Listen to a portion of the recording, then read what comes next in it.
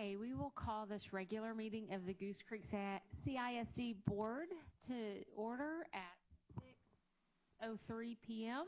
Mr. Campisi, was the meeting properly posted? Madam Vice President, the meeting was properly posted. And do we have a quorum? Yes, ma'am, we do. Okay. David? Good evening, Vice President Tiffany Guy, school board members, and Dr. O'Brien. We will begin this evening with pledges to the American and Texas flag by students from Dr. Antonio Banuelos Elementary. J.C. Keith and Audrey Rodriguez will be presenting the pledges. And we will begin immediately after with a prayer led by Mr. Sampson. Everyone, please rise. To the flag of the United States of America and to the republic for which it stands, one nation, under God, indivisible, with liberty and justice for all. Honor the Texas flag. I pledge allegiance to thee, Texas, one state under God, one and indivisible.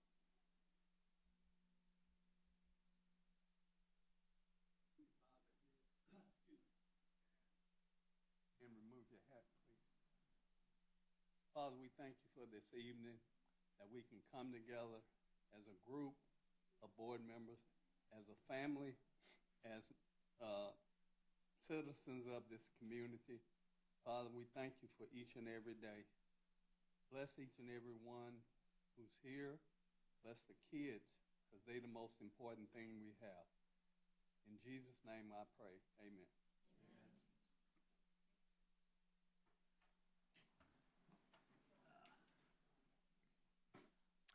At this time, students from Dr. Antonio Banuelos Elementary will be performing the song, It's All Right.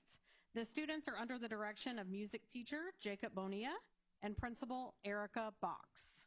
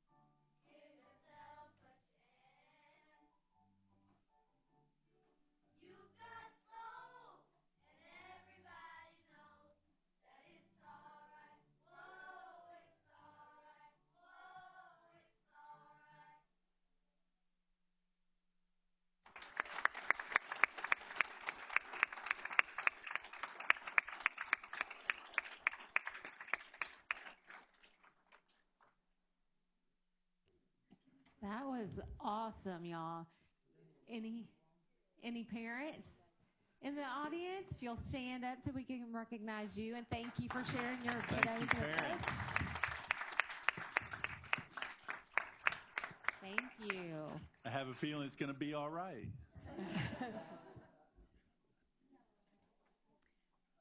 Thank you. Incredible job. At this time, I will turn it to Faith Longorio, our Associate Director of Social Studies, to present the Texas History Day recognitions.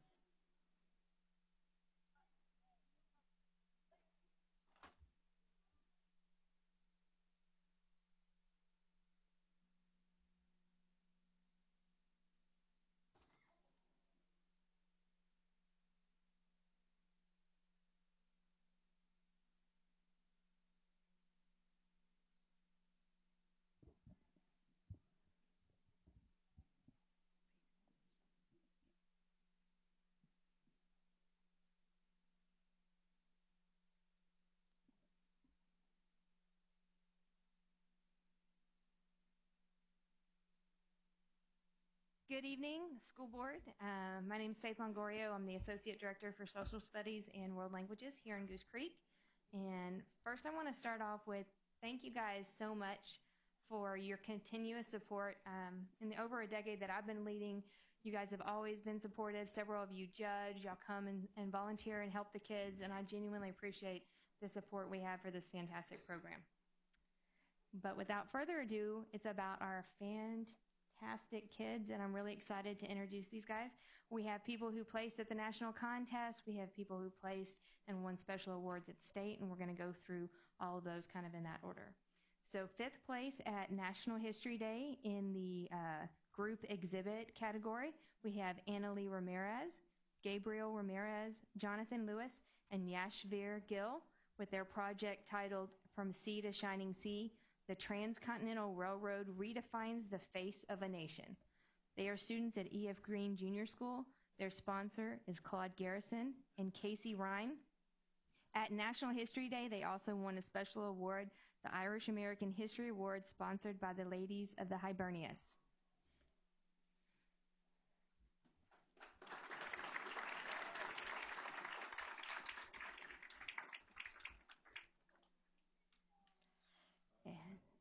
Ninth place in the nation at Nationals, junior group exhibit Austin Thomas and Bryson Gardner for their project, The Box That Changed the World. They're students at Baytown Junior School. Their sponsor was Heather Caraway. At Texas History Day, they won the Maritime Award for the National Maritime Historical Society and the Outstanding Regional Project Award.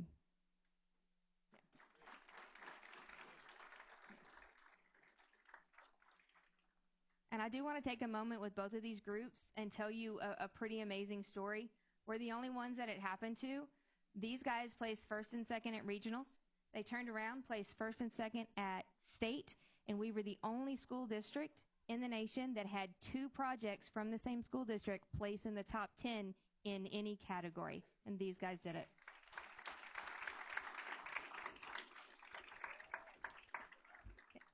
Other students who competed at our National History Day contest, junior historical paper, Mahi Singh won first place at state and competed at nationals. Project titled Black and White Love, How Loving versus Virginia Became a Turning Point for Civil Rights, Interracial Couples, and Marriage. She attended E.F. Green Junior School. Her sponsor was Clay Garrison. And at Texas History Day, she won the Colonial Dames Award.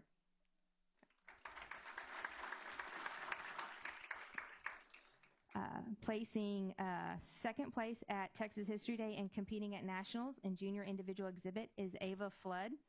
Project entitled The No Fault Divorce, A Turning Point in American Matrimony. She attends Cedar Bayou Junior School. Her sponsor is Carol Montemayor.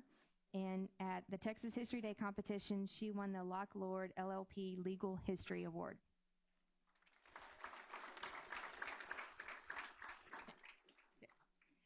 Third place at Texas History Day in the junior individual category, Arya Patel, for the project entitled The Environmental Agency, A Turning Point in the Fight for a Greener Planet. Arya attended E.F. Green Junior School, and the sponsor was Sharita Dennis.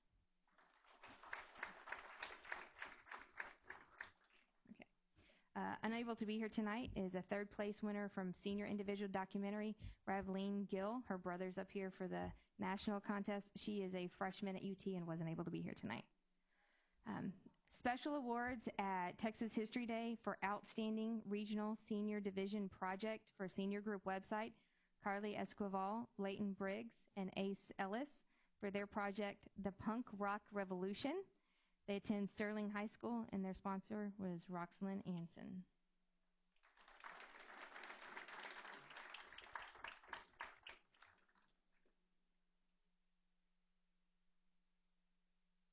Also not able to be here tonight is a freshman at UT, Hannah Coker, who won the Maritime Award from the National Maritime Historical Society for the Senior Division for her senior individual website. And she was a student at Sterling, and her sponsor was Michael Fanning.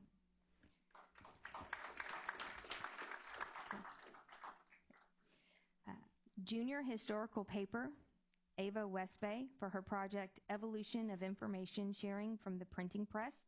She was a student at Gentry Junior School, and her sponsor was Patricia Othman. Yeah, we're going to get real crowded up there. Junior group performance, Cressida Gardner, Chloe Allen, Melanie Blakesley, and Serena Lanham for their project Disney on Color.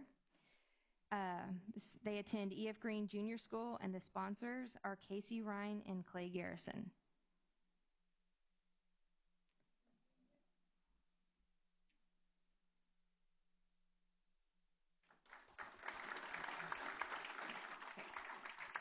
Junior group performance, Kara Kaiser, Leah Diaz, and Amelia Brault for their project, The Salem Witch Trials. They attend Gentry Junior School, and their sponsor was Patricia Othman.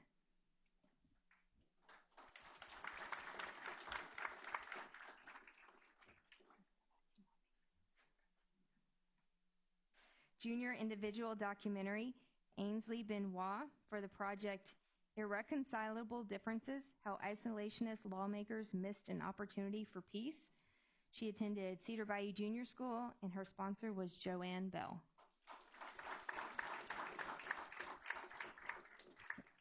Junior individual documentary, Ananya Sood, for the project From Environmental Crisis to Catalyst, the First Earth Day.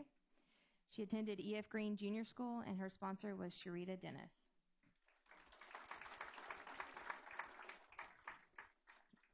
Junior group documentary, Lucas Melcher and Micah Williams for their project titled Personal Computer. They attend E.F. Green Junior School, and their sponsor was Clay Garrison.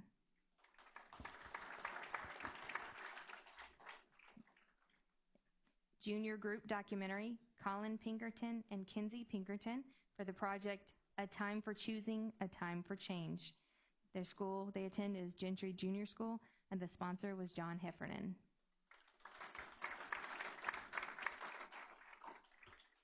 Junior individual website, Gabriela Martinez, project entitled The Blue Baby Operation. The school was E.F. Green Junior School, and the sponsors were Sharita Dennis and Clay Garrison.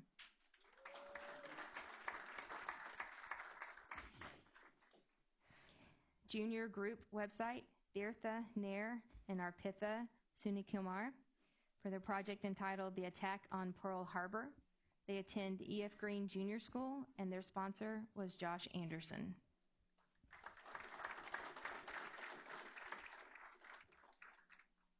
Junior group website, Anay Gupta and Manny Kuhan, with the project entitled The Navajo Code Talkers, Communicating a Turning Point in History.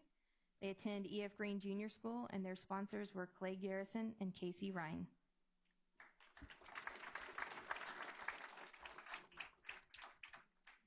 Senior historical paper, Freddie De La Rosa, for his project 4 Little Girls Were Killed in Birmingham, How the 16th Street Baptist Church Bombing Became a Turning Point for the Civil Rights Movement. He attends Sterling High School, and his sponsor was Roxalyn Anson.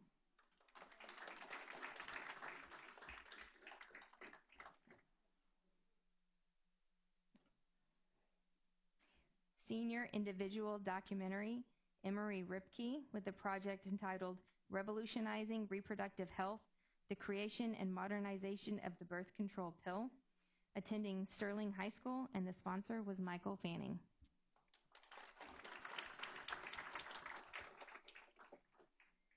Senior group documentary, Josh Kamtugan, Noah Caban, and Alexia Banda, for the project entitled Trinity and its Shockwave.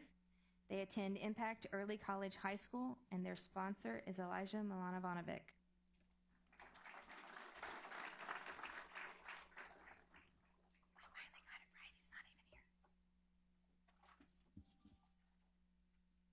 Senior Group Documentary, Gianni Del Rio and Jody Valerie De Huang, for their project entitled The War of the Currents, The Triumph of Nikola Tesla and the Spark of a New Age.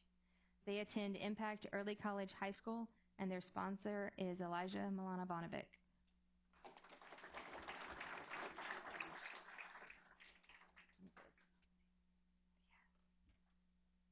We have a senior group website that wasn't able to be here today, Shamkuntala Baumick and Leah Cordona.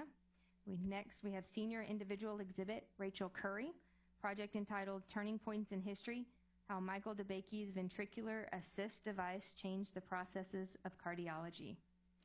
School is Impact Early College High School, and her sponsor is Elijah Milanovanovic. Senior group exhibit, Axel Moreno, Salvador Bejar, Destiny Ramos, and Mateo Ortegan. Their project entitled The Shifting Tide of the Great Depression. They attend Goose Creek Memorial High School, and their sponsor is Stephanie Schroll.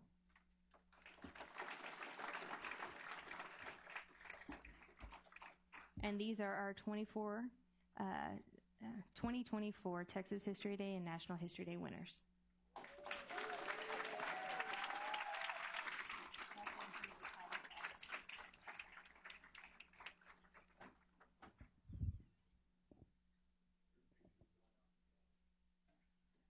Yes, we do. Good job.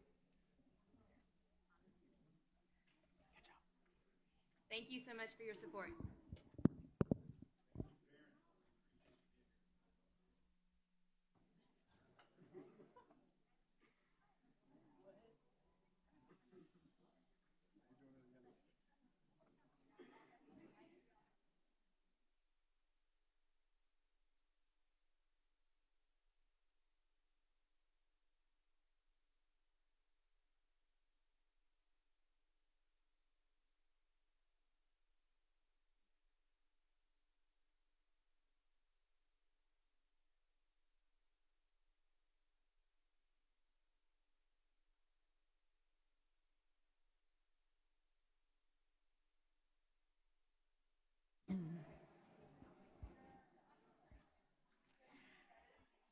Our next recognition this evening is the COSIN Trusted Learning Environment SEAL Award.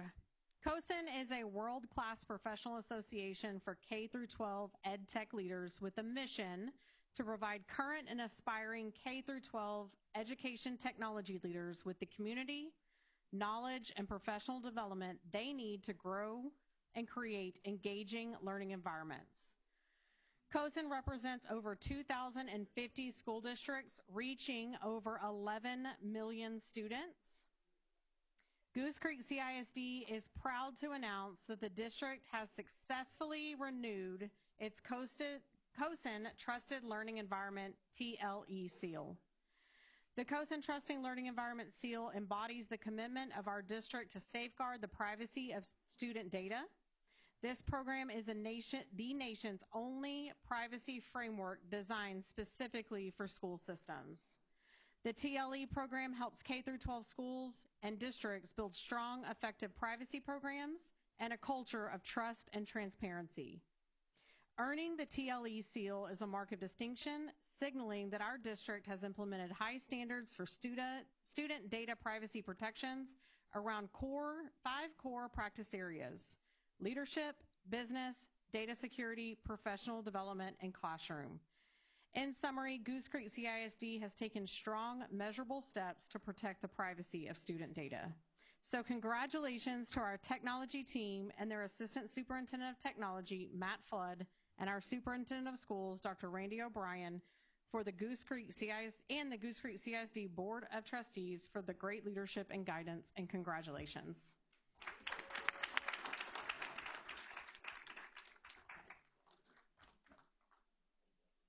Thank you. And lastly, I'd like to invite Dr. Anna Espinoza for the Get on the Bus competition results, and recognition. Good evening, board members and Dr. O'Brien.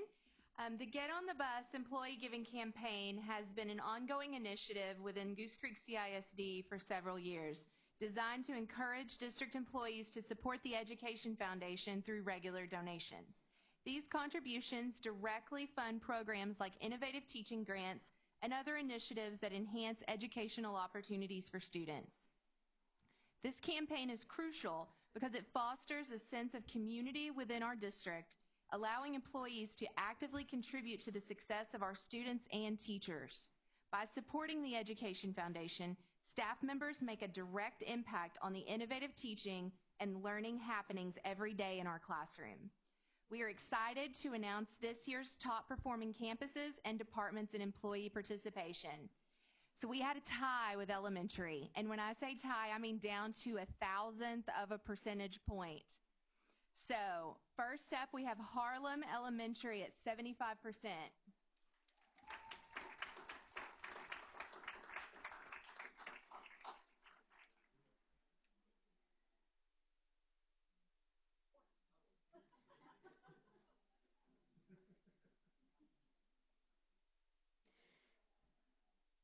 And our other top elementary campus, we have Lamar Elementary, also at 75%.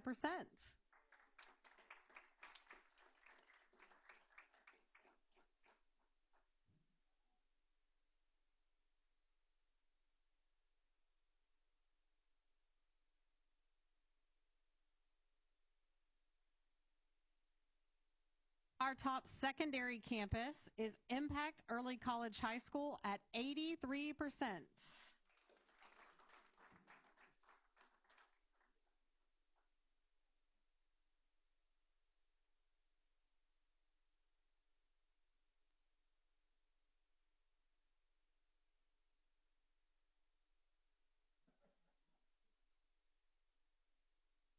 And last, our top auxiliary department is Central Administration at 80%. Congratulations, Dr. O'Brien.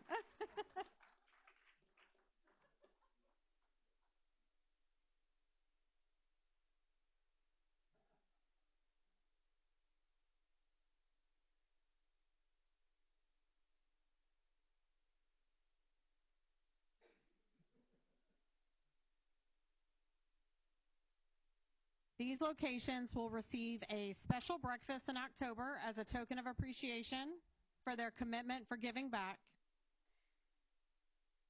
We sincerely thank everyone who participated in the campaign and helped further our mission of enriching education in Goose Creek CISD. Also, we appreciate the board's ongoing support in recognizing these achievements and the positive impact of our Get on the Bus campaign. Also, thank you, Dr. Anna Espinoza, for your continued work with our Education Foundation. This concludes our recognitions and acknowledgments. Congratulations to everyone that were recognized this evening. Thank you.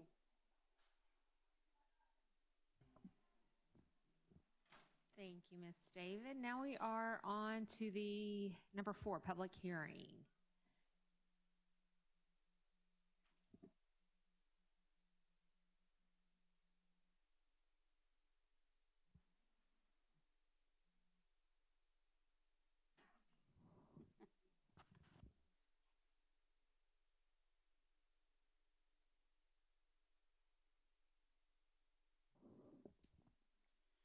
All right. Good evening, Ms. Guy, board members, Dr. O'Brien. This evening, we will have our public hearing on the proposed tax rate for 24-25. And with that, I'll jump right in. We did show pretty healthy gains in our tax roll year over year.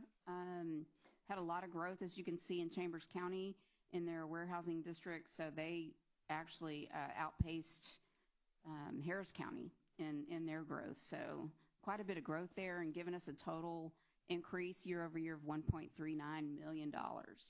billion, excuse me. So considerable growth out there.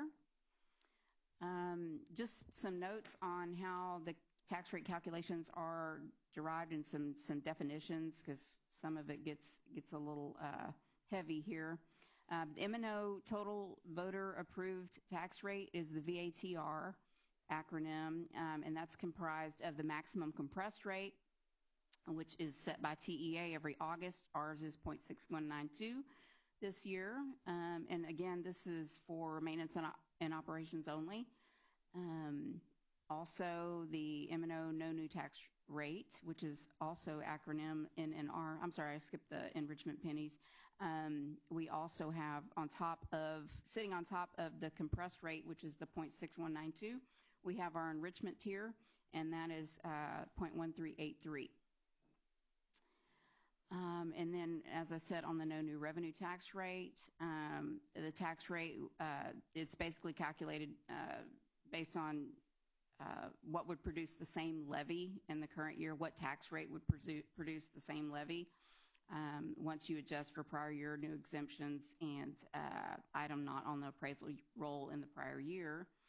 But it does not take into account what happens if the district does not adopt the rate, or if the district does adopt the rate, rather, and which doesn't take into account changes in ADA, changes in demographics, changes in special populations, and that sort of thing. And it also doesn't discuss or speak to what would happen to our state funding as a result of adopting that rate. And we'll get into the particulars of that here. So for this year, for 2024, you can see the no new revenue tax rate, the total no new revenue tax rate is 1.0444, and that includes the M&O tax rate and the INS tax rate combined. And then you see the proposed VATR is 0.6192, with the enrichment tier 1383, giving us a 0.7575 M&O tax rate. And then you add the INS 3250, gives you the 1.0825, which is no change from last year. It's the exact same tax rate as we had last year. You do, however, see the difference in the no new revenue tax rate and the proposed VATR, which is 0.0381, 3.81 cents. So, again, I stated that it's the same tax rate as last year. The VATR is 1.0825, then the no new revenue tax rate is 1.0444, which means the VATR, which is what is being proposed, is greater than the no new revenue tax rate of 1.0444. This requires a supermajority vote, 5 out of 7 board members. We do not have 5 out of 7 here this evening, so we are going to continue with our public hearing and our other items, but that item, when it comes to vote, we'll have to take it to the next board meeting, so just be aware of that. The proposed tax rate is the same as last year. For M&O, it's 0.7575. Therefore, the impact to homeowners with a $100,000 taxable value would be 0, because it's the same if you have a taxable value of $100,000 one year and taxable value of $100,000 the next year, the same tax rate, it's going to be the same for both years at $1,082.50. Just to give you a little history of our tax rates, since 2018, we have decreased our tax rate almost 35 cents. This is the first year since 2018 that we haven't decreased the overall tax rate, but we also haven't increased it. It's remaining the same at 1.0825, and that gives us a 7-year total decrease of about 24.4%, or 35.9 cents. All right, and just to show where we stand in regards to our peers and their tax rates, you can see we're kind of here, pretty much in the middle of the pack here at 1.0825, with the lowest being Houston ISD at 0.8683, and the highest being our neighbor at Sheldon ISD at 1.2552. So we're pretty much in the middle there. And again, the proposed 24-25 M&O tax rate is 0.7575. INS proposed rate is 0.3250, giving us a total tax rate proposed of 1.0825, the same as last year. And with that, I will open it up for any questions. Can I go first? Ms. Clark, you mentioned we can go back to the NNR rate, which was 1.04 something. Can you put that into dollar signs for us? What I can tell you is that, yes, it's just over, if we were to adopt the NNR as opposed to the VATR, you start hitting your enrichment tier pennies, which are the pennies that generate the most revenue, right?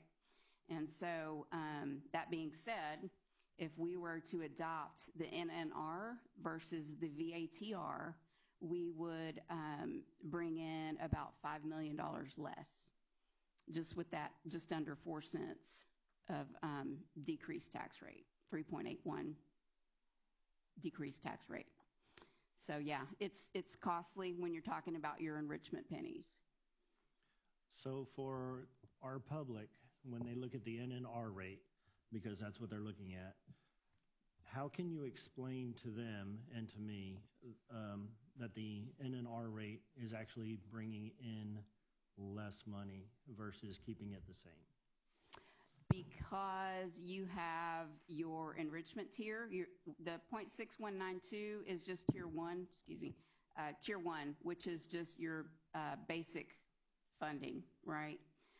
But your enrichment tier, which is the 0.1383, those generate more dollars because you get a guaranteed rate. I don't have it in front of me right now. It changes every year, but you get an additional, I think it's $46,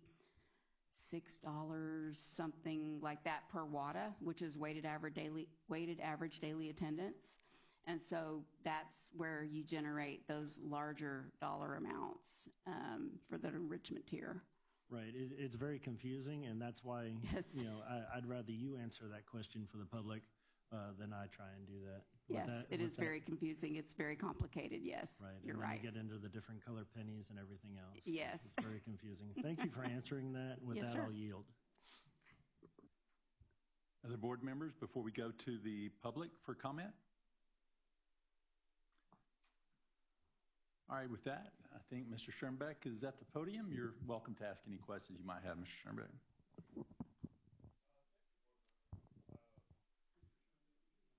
Oh, yeah. There we go. How's that? Okay, thank you. Thank you, board members, Mr. Superintendent. I think that there's one document that is on the posted agenda that maybe should be read. I can read it. It says, if we adopt the VATR rate, this tax rate will raise more taxes for maintenance and operations than last year's tax rate. So I think it's important to understand that keeping the rate the same is a tax increase. Yes, a lot of that has to do with the increase in valuations, but the bottom line is that the district will collect more taxes than they did before. So keeping the rate the same is a tax increase.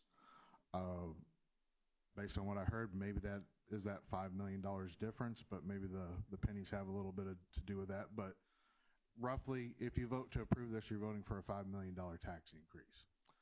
So just please keep that in mind. I'd like it to also just be noted that, the no new revenue rate or the VATR, for those that may not understand, that's the highest rate that you guys can legally adopt without putting it to the public for a vote. And most of those previous tax years, the rates that you've adopted were at or near that VATR rate. So it wasn't a conscious decision to necessarily lower the rate. Your original proposed rate early in the year was much higher than your adopted rate because once you got the final tax rolls, you had to adopt a lower rate to be consistent with the code. So, if anything, we should maybe thank the legislature for putting the guardrails around what we can increase this rate to. But I think instead of trying to say that this is, not a tax increase and focusing on the rate, why don't we just say, hey, yes, it is a tax increase, but tell us what you need the money for and make the case for it. I think the people are generous. If you say, yes, we are raising your taxes, but we need it and this is what we're going to do with it, make the case for it. Don't try and cover it up and say we're the greatest taxpayer advocates ever. We understand there's all kinds of challenges. I think the people are generous. They'll help you out. maybe we can focus a little bit more on, cutting some spending items or unnecessary programs, things like that. The city of Baytown just took a weed whacker to their budget, and they cut $5 million out of their budget. So maybe we can take a look at the same thing too. Thank you. Thank you for your comments, sir.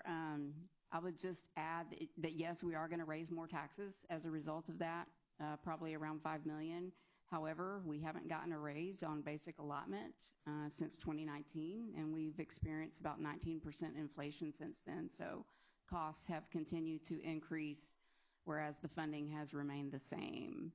And even though we are generating more funds... Could you say that again? Because there are people in the audience that were listening to Mr. Schoenbeck and shaking their head that are not listening to you, and I'd like them to listen to what you're saying. Yes, I was just going to say that we haven't had an increase in our basic allotment since 2019, and we know we have, increased costs. We've experienced inflation, 19%, in that same time period. So we're trying to do less with more already, and I know the city and other entities are cutting their budgets, and we cut $12 million from our budget. So we've been putting cost-cutting measures in place, and we've really worked hard to do that. So, but I would also add that even though it is a tax rate or a overall tax increase, not a tax rate increase, that it will not affect homeowners year over year with the same taxable value of $100,000. So, thank you. And that was helpful. Would you tell them again how much we cut from our budget this year? Because the very same people were talking again instead of listening to you. $12 million. Thank you. Yes, sir.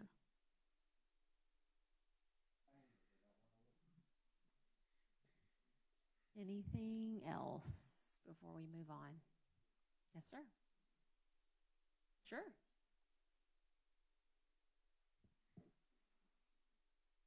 Ms. Clark, I appreciate the information on the tax rate. As a taxpayer, though, I pay no attention to the rate. I pay attention to the bill. And as an accountant, from a transparency standpoint, I would hope that in the slide you have up there, that you state what is the rate of increase by the taxing authority on the appraisal of a home versus the inflation rate on durable goods. Because if you look, the home rates are almost double plus to what the normal inflation rates are. So unfortunately, as a homeowner, I'm not going to have $100,000. In fact, it's maxed out for the last 5 years at the 10% and will continue to max out for the next 5 years. And every Baytown resident is going to be facing that.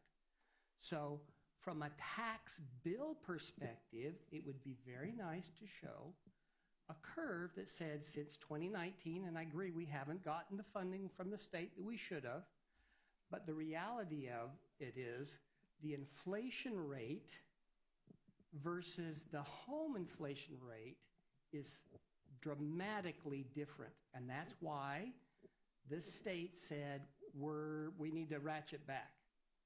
We need to be very careful because there's a little bit of a rebellion. So any information that you have on the inflation rate of a $100,000 home since 2019 versus the normal inflation rate that we had in 2019 on durable goods, which I as a consumer have felt over the last thing, would be very helpful to understand. I also concur that we're here. There are kids. If we need more money and the state's not willing to do it until they stop holding us hostage, I'm willing to pay. But messaging is very important to me, and we need to be very clear that the rate has nothing to do with the bill. It's the revenue that is the big indicator in the mathematics that's causing the angst among our taxpayers. Do you know what if I had, because you should have the rates, if I had a $100,000 home this year, what was it estimated, or maybe last year as a base, 100,000. What would it be estimated at this year? I'd have to look at the actual residential increase. I can tell you mine. But I just want to be it's clear, probably though. 10%. That is the Harris County Appraisal District, not school district. Right. Totally That agree. determines that. Totally agree. But you make an And I excellent think point. that's what Mr. Clem was trying to point out. That's out of your control. Yes, The rate is within your control. that's right. You nailed it. And Yes. so one of the things we have to do as voters is understand that our houses exponentially went up. I don't get any money out of my house. Right. I can't, well, I guess I could rent it, but that's not much. But every year for the last 5 years, it's gone up a minimum of 10%. Yes, So you if I make- look at this with no change in the rate, my tax bill will go up 10%. It still will because of the appraisals. Yes, sir. But it won't go to the state. I mean, it won't go to the district 100%. Is that correct? That's correct. Yes. And that's, I think, the messaging is, right. although I'm paying more, it's not coming home. Right. It's not staying with us. You're absolutely right. Yes, sir. Thank you. Mm-hmm. Yes, that is correct. We're funded based on entitlement, and so what happens is whatever we collect locally, even if our property values went up, 10% every single year, if let's just say for round numbers, our entitlement's $100 million. Well, if last year we collected $40 million, and then this year we collect $50 million, and then next year we collect $60 million, all it does is change what the state. It doesn't change the fact that we're going to get $100 million unless we increase our ADA. It just means that the state is going to pay less because local taxpayers are footing more of the burden for public education. It doesn't mean that we're going to get more. It just means that we're all paying more and the state's paying less, if that makes sense. I know it's complicated, but.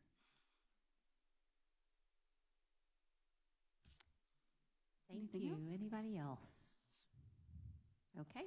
Thank you. Thank you. Thank you, Ms. Clark.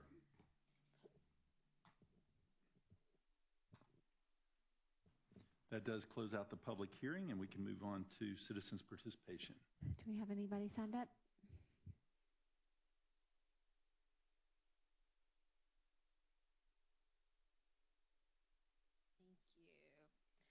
Okay, citizens' participation is the time that the board will hear public concerns or public comments from those who have properly signed up to address the board.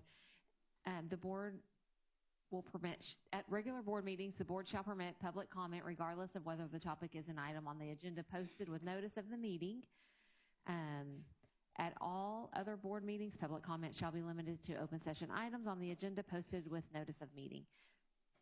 Each speaker is reminded that he or she is limited in his or her presentation to a maximum of 3 minutes, and that he or she should respect confidentiality concerns and refrain from attacking the personal character of any individual student, staff member, or board member in addressing concerns or comments. Pursuant to state law and board policy BE legal, the board cannot consider or take action on concerns at this meeting unless they pertain to an item on the posted agenda for this meeting. Any deliberation or decision on an item that is not posted for consideration at this meeting shall be limited to a proposal to place the subject on the agenda for a future meeting. Mr. Campisi will keep track of the time and let you know when there's 1 minute left. And Mr. Minson, you're back up. Mr. Minson, the time will begin once you start speaking. I'll let you know at 1 minute. Let me do it brief. This one is not a critique. This is actually a compliment. So now you can start. So I was going to say Madam President, but she's not here. Board, Dr. O'Brien, I'm here for the special needs athletes, parents, and coaches who would love to be here. But they're Gentry High doing the volleyball competition and having a great time, which I'm not. First, I'd like to tell you that in the GC 2035, I had a wonderful surprise. Last Tuesday, I opened the book as we went through the dialogue as Miss David went through it. And at the back, we went through new facilities or proposed replacement facilities. At the top of the list was my pet project. And I want to tell her, thank you. Not only for putting it there, but giving me a few minutes to address the group and letting them understand why we're doing what we're doing and why it's necessary. Second, I'd like to let Mr. Martinez know how much I appreciate him as the athletics director. He has been cornered by me multiple times in association with Dr. Price. Thank you, Dr. Price, for helping me corner him, and has been willing to listen to my concerns and issues. It's always hard to listen to a complaining parent and grandparent. Next, I'd like to thank Dr. Price for repairing a very old, ancient, out-of-mode AC unit at the SFA gym, allowing our students to once again practice in an air-conditioned facility. This was very difficult because the replacement parts were no longer made. I'd also like to thank him for providing a safe environment as he continues to try and upkeep those portables that are way past end of life. Thank you. 1 minute. Finally, I'd like to thank Dr. O'Brien for his integrity. 12 years ago, you made a promise, and you haven't forgotten that promise to our parents, athletes, and coaches to replace their athletic facility with another permanent facility. It would have been very easy with all the priorities to forget us, but you haven't. Thank you. And most especially, I'd like to thank the special needs admin and coaches, the devoted dedication to our children, and the time and effort they spend to make them have a wonderful experience here at Goose Creek. The athletes were here, and they asked that I pass out to the board, and I'll let Noemi do it, and to others. I know I'm out of time. A photograph that they had taken last May of all the athletes. This is only one half the athletes and most of the coaches. I'll give it, you can do it, and we can return the extras and give it to some of our others. Thank you. Thank you, Mr. Minson. Ms. Kostick?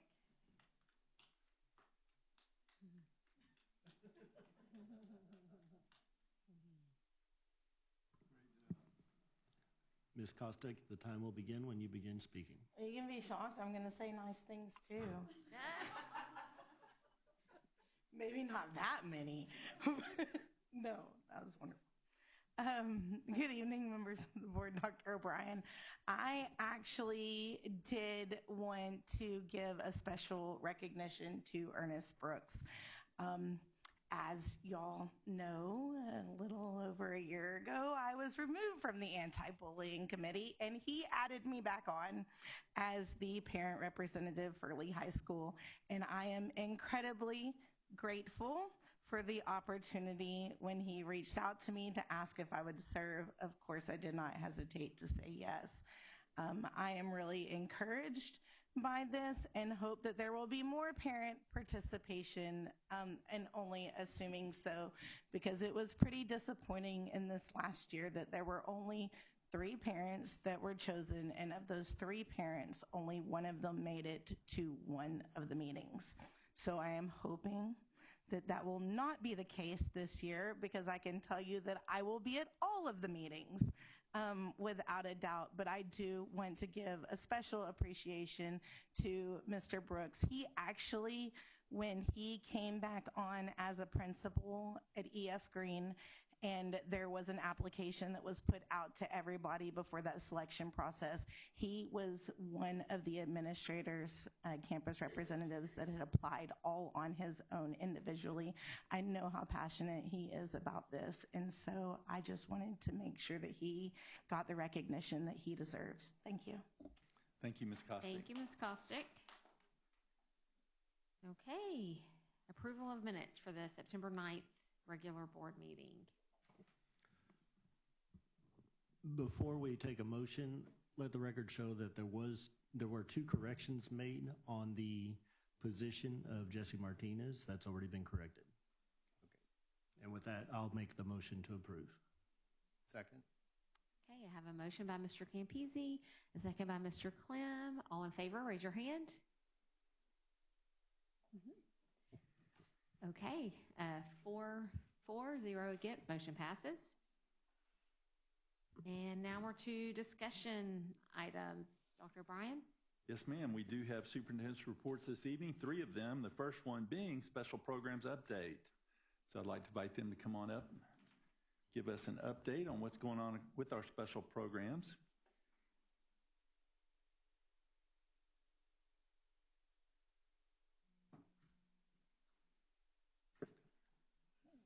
I understand y'all have all the answers to world peace.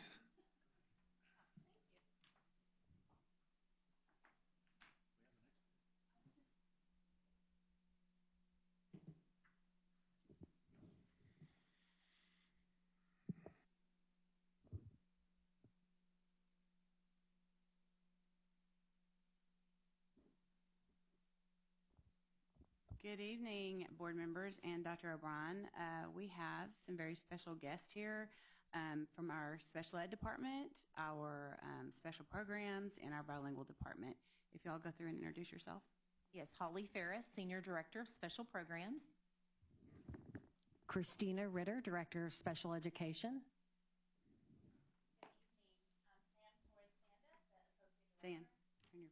Well, that would be helpful. Sorry. I should have known because it was red. Good evening. My name is Sam Torres Banda. I'm the Associate Director for the Multilingual and Migrant Department. And if I could ask the support for these departments, if they're in the audience, to stand up. Come on, Belinda.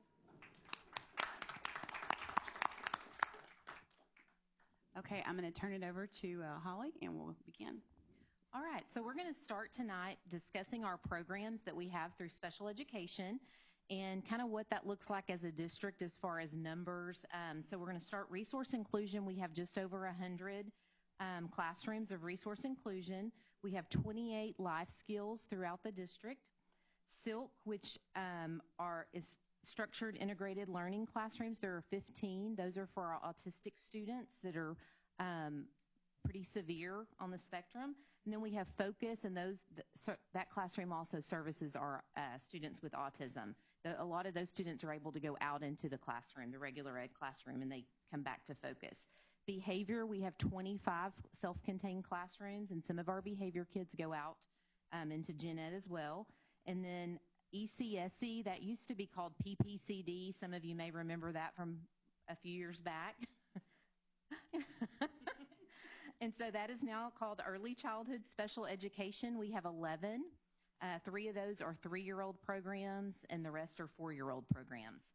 And then BEST, which is our Behavior Education Support Team. It's a behavior intervention classroom. We have 1 of those in the district where we take some of our behavior students that are gen ed, that are not 504 or special ed, and intervene with those students.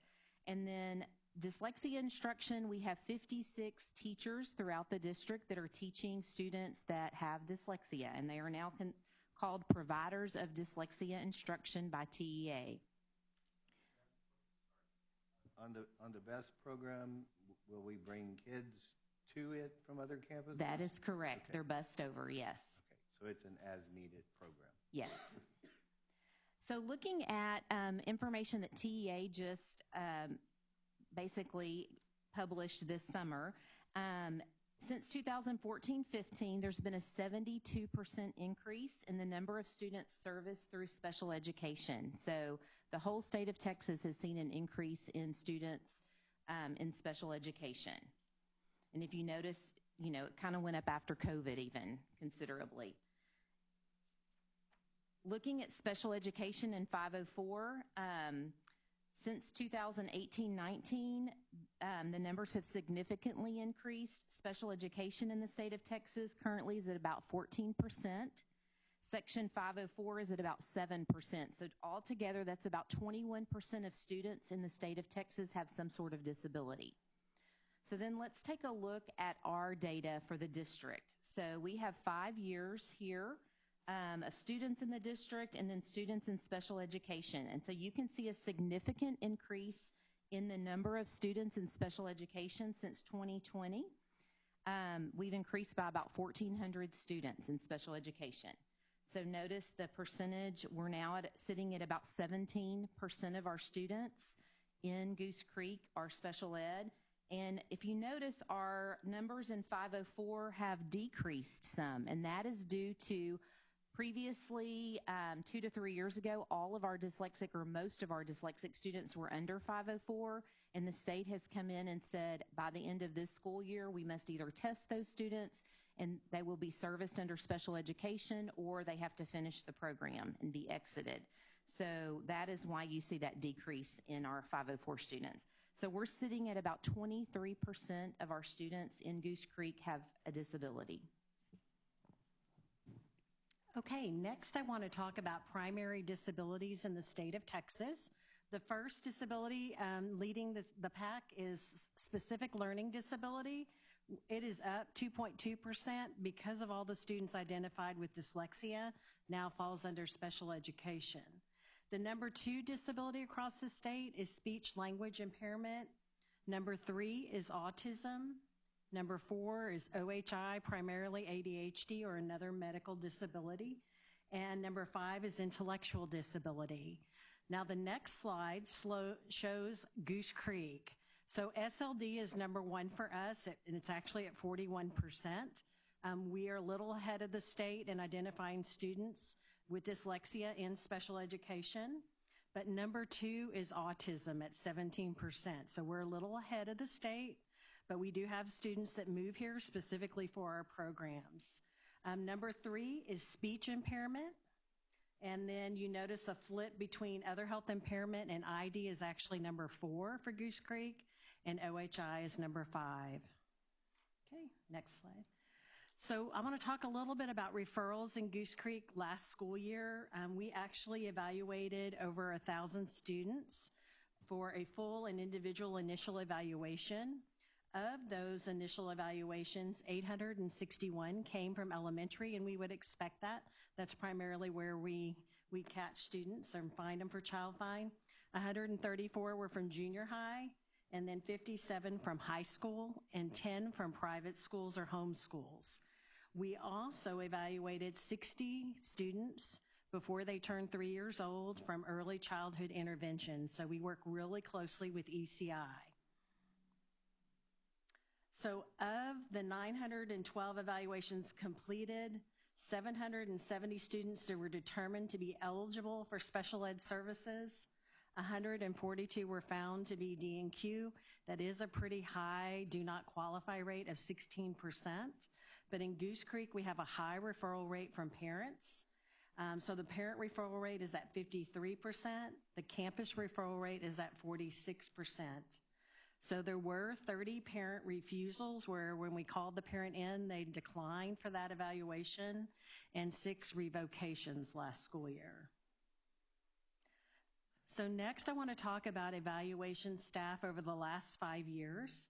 So we created a new position called ARD Facilitator so that they're able to run our annual review and our ARDs. We've gone from 1 to 3 over the past 5 years. For diagnostician, we were at 27, dropped to 26, and then we're back up to 28. LSSPs, we have stayed the same at 8. We honestly cannot find them, and we have to contract for that service. We have 1 LSSP intern from UHCL, and then 15 SLPs this current school year, and that's pretty much kind of remained the same.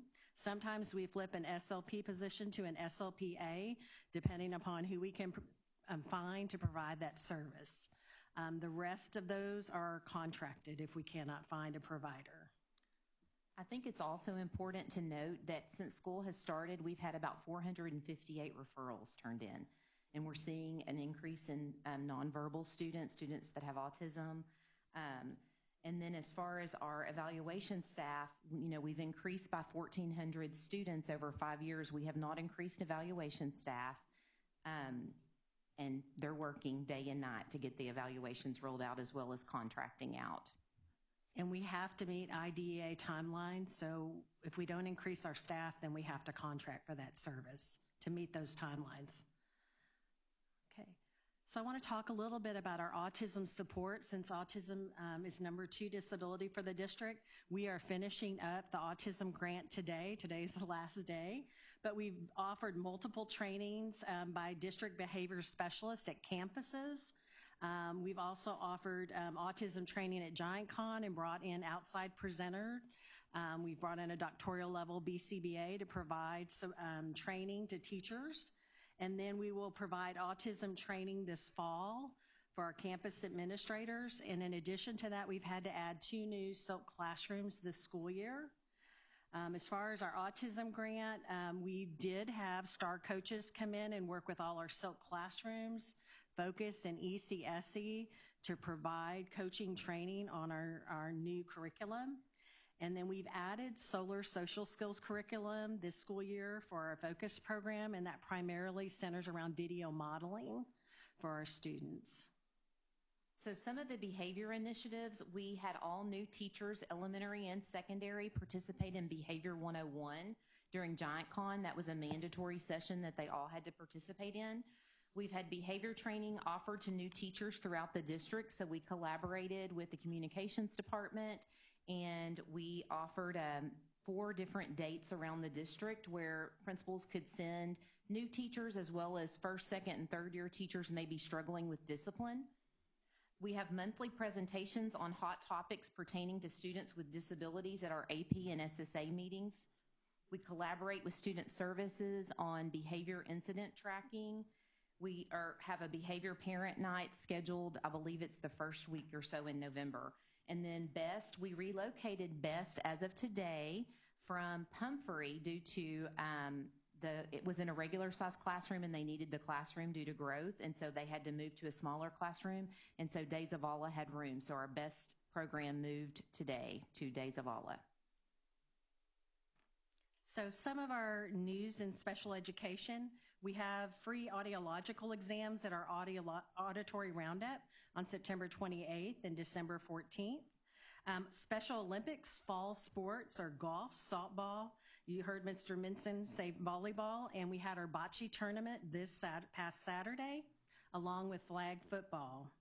Now, in order to meet our timelines, we do offer testing 1 Saturday a month where evaluators can come up and evaluate students. If there is a need, we also test during fall break, winter break, and spring break. Dyslexia Awareness Month and Parent Information Night is in October, where we do invite the entire community to come out and hear about dyslexia awareness. And we wanted to honor Miss Ann Riley. She is our Giant of the Month for 46 years in special education. So outstanding educator in Goose Creek. She was honored at the Sterling Pep Rally. So one of the last things I want to share is we were very excited to see this PLC taking place. This was actually at Highlands Elementary, and we've tried to streamline our communication process through special ed. Special ed is a very large department. If you count teachers and everyone, there's over 500 people within our department. So our DIAGs are now taking the information back to the campus and leading the PLC along with the campus lead, and that way they are all getting the same information. Our DIAGs we meet with 2 to 3 times a month, and so they are getting the most information versus our teachers who are, teaching at the campus, and then we get them on PLC days. So we're streamlining that communication, and I thought this picture was neat because it shows the SHARS updates, and SHARS is always a big topic because it deals with funding and money. So we just wanted to share that. So very proud of our Highlands Elementary team that had their PLC going on for special ed. And that's it. Any questions for us? I hate to go here, the rabbit in the hole. Could we get a breakdown of is it black, white, Hispanic, other, whatever? Because I don't see anything on here as a breakdown, like how many kids are this, how many this and that, and then also how many teachers that fall in that category, and I'm just interested because Sure. way back, way back, before some of you were young enough to be at that board, it used to be an old cliche that if you have problems out of a kid, you put them in special ed. And a lot of kids got labeled as special ed kids like that. And I'm just curious to see where and how many kids are not labeled anymore, but I know they have testing and everything. Right. And we are new. And I will tell you, I am proud to sit here before you and just say that Goose Creek has not been cited for any disproportionality in identification of students for special education. Yeah. So we do an excellent job of screening that we are not over-identifying any race for any disability. We have never been cited by TEA since I've been here. So. And that's part of our accountability. Yeah, and we have to monitor that. And how long have you been here? This is my 6th year. 6? Yes. And how long have you been here? Same. 6 years as well. We came together. We're a package deal. Okay. I've been at 15. So I got about 9 years on it. It's my math, sir. We don't have math here. Sure. No, we're not doing math But tonight. I'm just curious. Mm-hmm. I just want to have that pointed out that how many this and that, because we do it with everything else. Mm-hmm. But I would like to see, We'll be how happy many- to pull that data for you. Yeah, just pull up the data. I can include that in a weekly update if y'all will get that to me in format. Okay. Yeah. I think another thing that jumped out tonight that was important is I think our elected officials in Austin are doing the best they can to represent their constituents. Ms. Smith, I think Mr. Husband presented something previously with discipline, and it had to do with vaping. If y'all will recall, the law was passed without consulting with school districts on how to handle it, but the law went from a first offense might be 2 or 3 days of in-school suspension, and then the second one might be out-of-school suspension, to the law that was passed that all children must go to DAEP for 15 days minimum. So that when that law passed and we got the interpretation in June, we had to punt, and that's when we relocated our DAEP to San Jacinto Elementary because we had to double the capacity based upon the previous year's numbers of vaping. I only bring up that correlation to discipline to the same thing that happened here.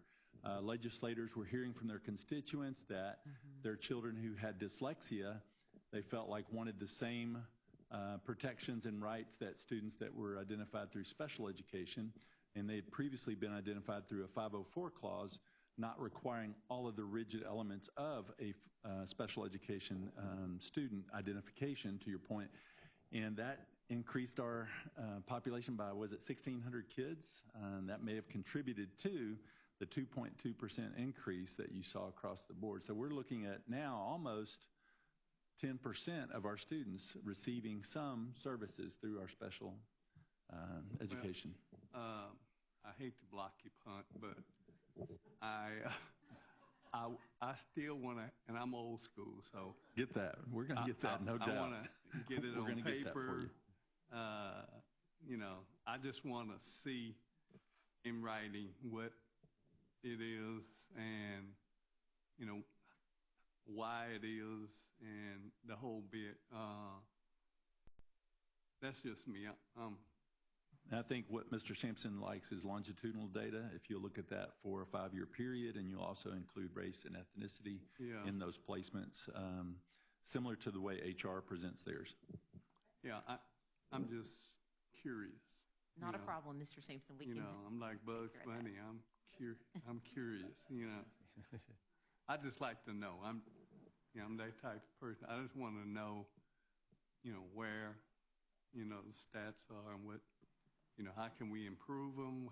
Why, the testing and everything, and that's from everything. Autism, I have a real good friend's son is autistic. So, it's not, and he's 6'8", 300 some pounds, and he autistic, and I'm going like, hope he don't ever get mad, But, leaving it at that, I would like to have that, if you don't mind. We'll get that data to you, and I think some of you will stay for the next report. Is We're that not right? through yet, Dr. Yeah, we're O'Brien. not. Oh, wow. We're not doing okay, it. I'm moving us Can along. somebody turn off his mic? In the same vein, on slide 3, which is from TEA, that shows the increase in SPED population from 14 through 24, we see the bump after 2020, but wasn't that, I don't think we can blame that on COVID. That's when the Fed came in and said Texas is going to lose their funding if they don't identify special ed students correctly. That is correct. Yeah, so let's be sure and mention that and not blame it so much on COVID. Yes. On slide 8, you mentioned that there were 1,052 referrals, and on slide 9 it says there were 912 completed. Where are the 140 that are the difference between So those those two rolled slides? to the beginning of this year. Okay, so they were probably late referrals in the year or something else Yes, held like them they up. came in at the end of So May. they didn't just float into cyberspace No. like email does sometimes. No, we So, tried at now, the end is of the that- year to contract out, but they didn't have Okay. evaluators. Sure. Is that part of the 500 odd that you said were already referred? 458, yes. it Okay, is. 458. Thank you. Okay. I would be remiss if I didn't talk about dollars when we're talking about special ed. Okay, can we pause for just a second? Back up, you said they rolled to what? This This year. school- So this they were school year. turned in maybe like the end of May, and so they're on a different timeline as far as IDEA timelines, and so they carried over to, and we started with the beginning of the school year with approximately 100. Okay. Yeah. How many different programs are mandated federally versus mandated by the state? Just approximate. We have a myriad of special ed programs. How many Right. of those are federal mandates versus state mandates? Well, they want us to provide a continuum of services, so the districts get to choose what type of continuum, but you have to meet all students' needs. Right. But who's mandating through Title IX? Who's mandating through Title I? And what's state mandated that's not covered by title programs? Like dyslexia, who moved it to SPED that was from that was 504? OSEP. OSEP Yes. came in and Wait, said, what is OSEP? Office of Special Special Education Education. Programs. Which is federal or Federal. state? Federal. Okay. And we were one of the only states for dyslexia that didn't have dyslexia under special ed. I Okay. think us and one other state. So which programs are most underfunded? Because we all know that special education is the most underfunded set of programs that we have to pull money out of our general fund to cover what's mandated but not paid for. So which programs are the most underfunded? I think the slide that you showed that had the largest were the general disabilities on Specific down. learning That slide, if disability. you can turn back to that slide Would maybe it just and would talk it on that mirror it? slide a little bit. Would it mirror that?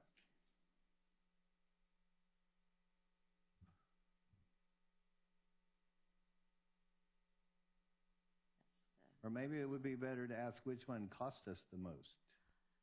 So It may not be the one with the largest so population. I would say it Autism. depends, yeah, Right. on Autism. Autism and Regional Day School for the Deaf. Yeah, Okay. a child that's deaf and hard of hearing is very expensive to educate. Okay. Yeah, okay. So I think it's important to know that these are, special ed is another not unfunded, but underfunded mandate. Yes. Yeah. How many students come to us from other districts because we provide services that their district doesn't? Well, with the Regional Day School for the Deaf, I'd have to give you the exact number, but we take in about another 50 students, roughly around there. Okay. At one time, there were 16 school districts. I think There's that's gone down a little bit. 12 others right now that come to us. Okay, so It fluctuates. Is it specific to deaf ed, or do we Yes, have? deaf and do we hard of pick hearing. up- Co-op, yes. We don't pick up other, like No, autism or no. blind, visually impaired? No? Okay. No. All right, thank you. And the day school that we're talking about for the deaf, it's funded co-op. So that's kind of self-funded with what we get. And It's I'd like probably the only one that is. not tonight, but I'd like to know a little bit more about this VEST program, because it's intriguing that is this something we're doing on our own or have to do, or both? It's predominantly for K2, and it's an early intervention for severe behavior issues. Okay. But To it's determine if we can. gen ed kids. Gen ed. Okay, yes. that's enough for tonight, but I want to visit with you guys about that. All right, thank you. Sure. Now. No, not yet. Not yet.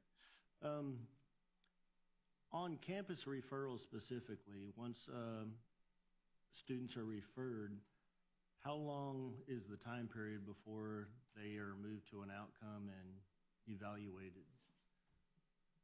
I think it varies depending upon the time of year that they submit a campus referral.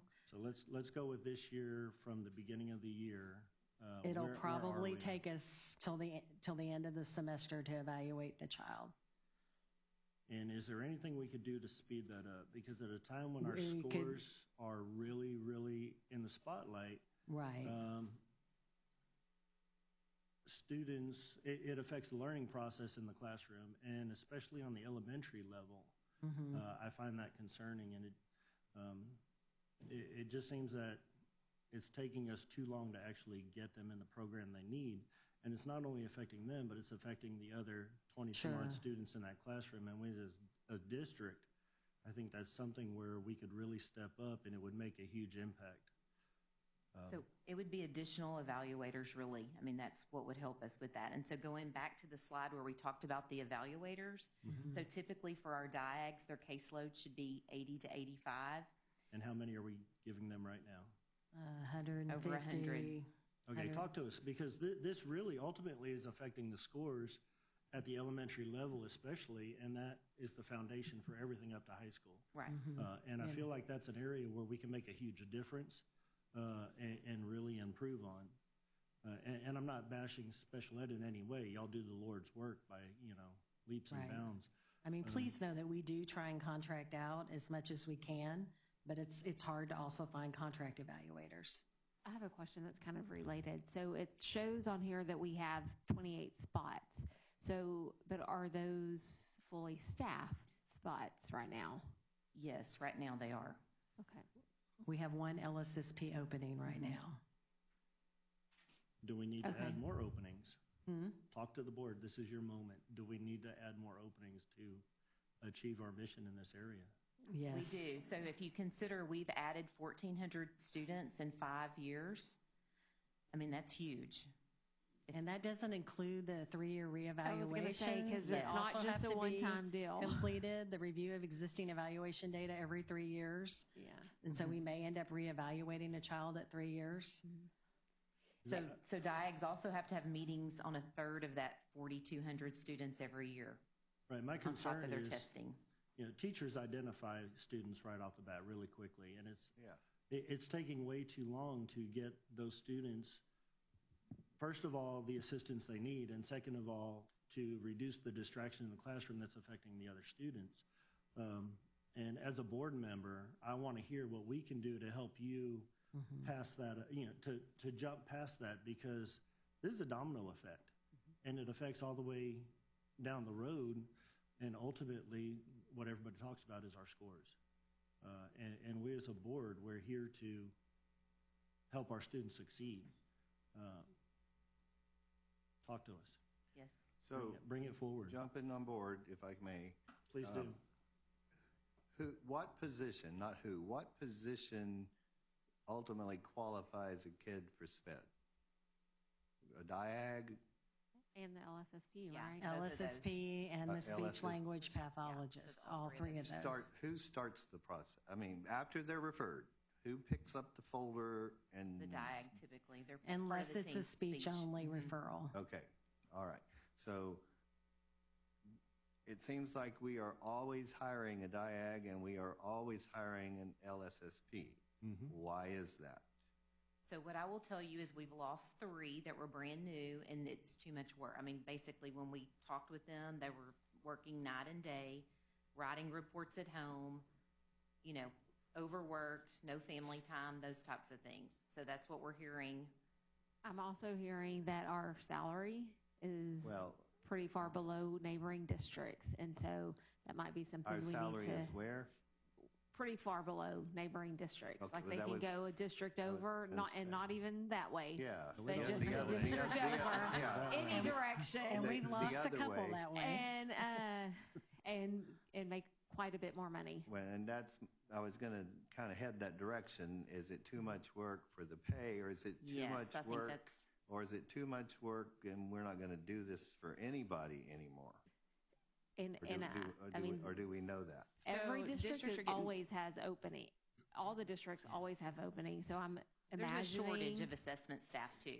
So that's another issue as well. So we're working with some universities to try to be sites, but it's like wheeling and dealing to get these individuals here.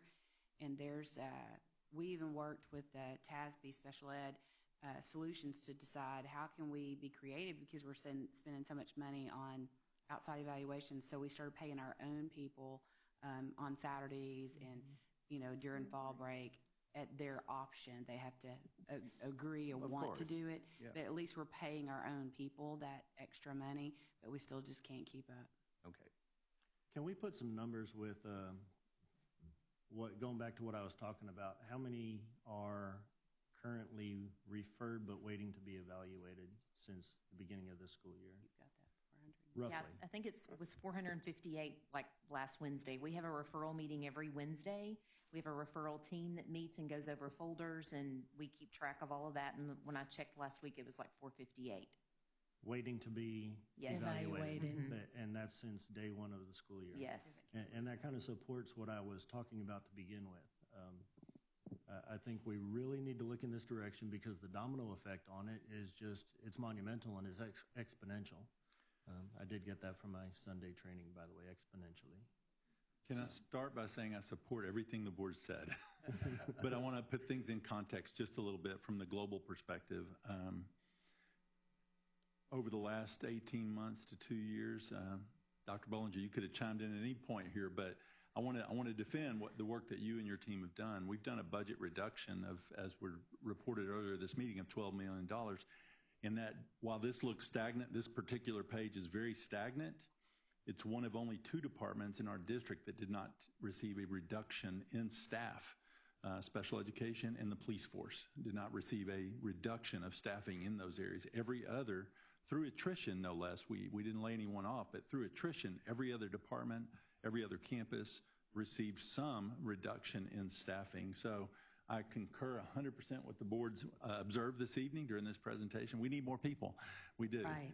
But I did want to point that out from the global perspective, that SPED did not have a reduction in staff, nor did our police department, for the obvious reasons of the priorities. And that makes sense. But if we're spending more money on contracted work, then it would cost to hire an additional position. Then it might make sense to Absolutely. hire an additional position. And we try, if there are 2 interns, we'll flip a position and do 2 LSSP interns if we can find that intern just to help us out. Is DIAG LSSP positions, I know L is licensed, but is that another degree, or is it another certification beyond a bachelor's? What is it?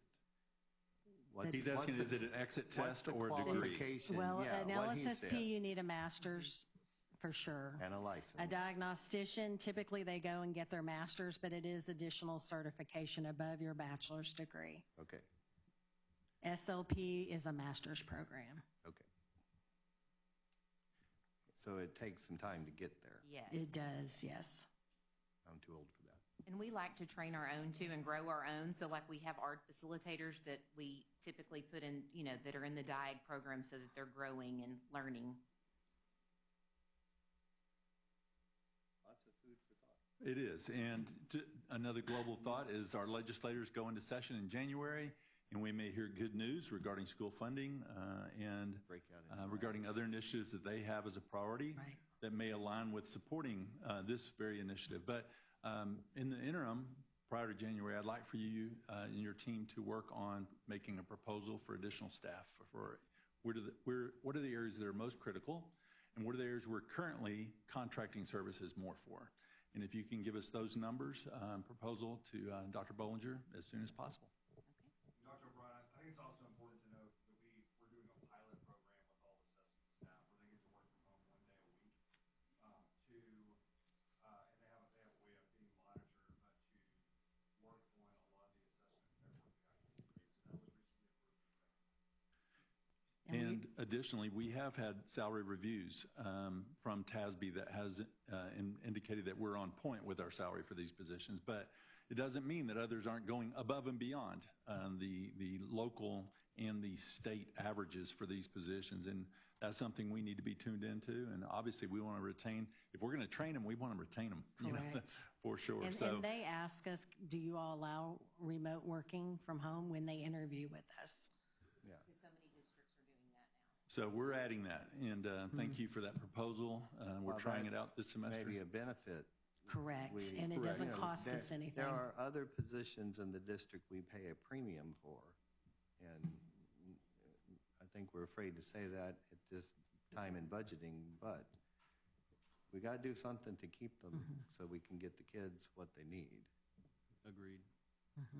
Thank you all. Great questions, great conversation, and great presentation. Thank you all very much. Thank you. And I think you get the trophy back. Good job. Y'all did so good. Don't leave me. I will not leave. All right, Sam, I think you're up. All right. We're a dream team up here. But yeah, so tonight I'm going to talk to you a little bit about our bilingual ESL program evaluation.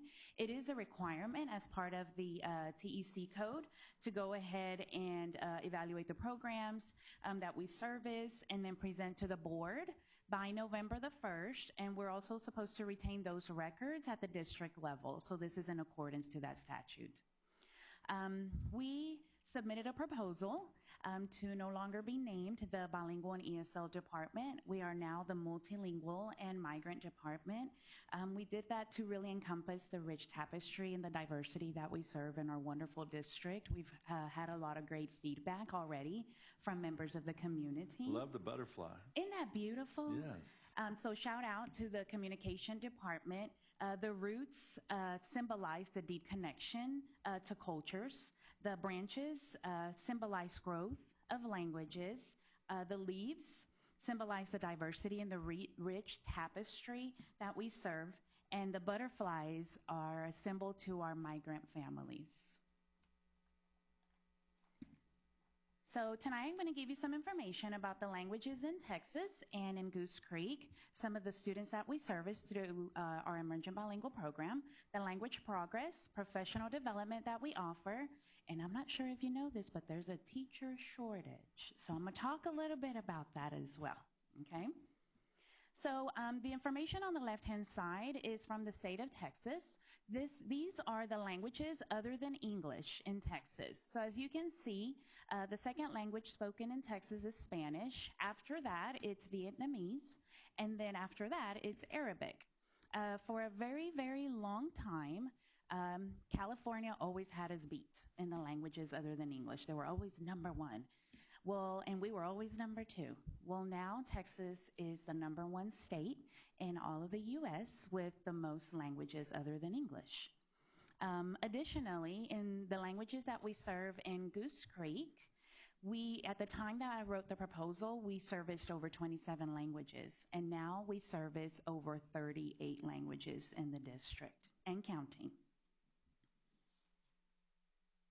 So this shows the growth that we've had for our emergent bilingual students throughout the year.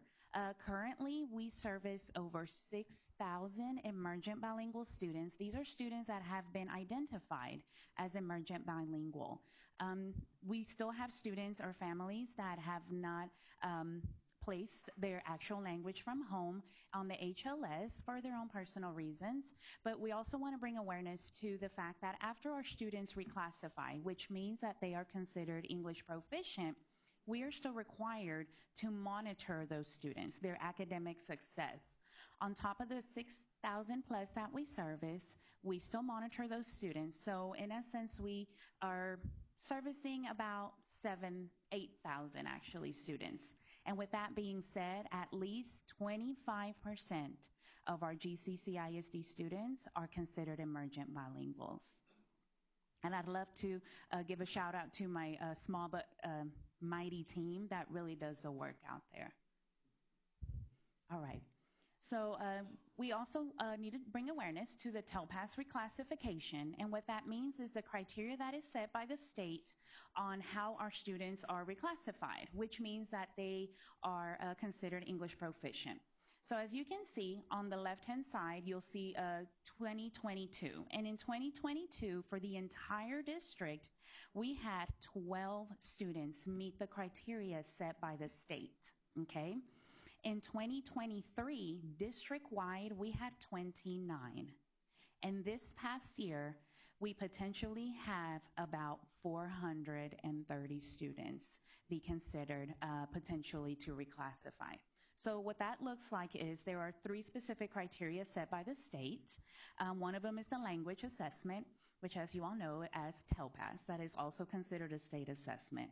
Then they have to also meet specific criteria in a reading assessment. For our star grade students, that would be the reading star. For other grade levels, such as first grade, second grade, 11, and 12, there's a norm reference test. There's an additional criteria, the third one, that our students have to have, and that's a teacher evaluation. So there's a lot of challenges that our students have to surpass in order to be reclassified. You'll see the numbers on the left-hand side. For elementary, we had about 222. Junior school, 147. And for high school, we had 61.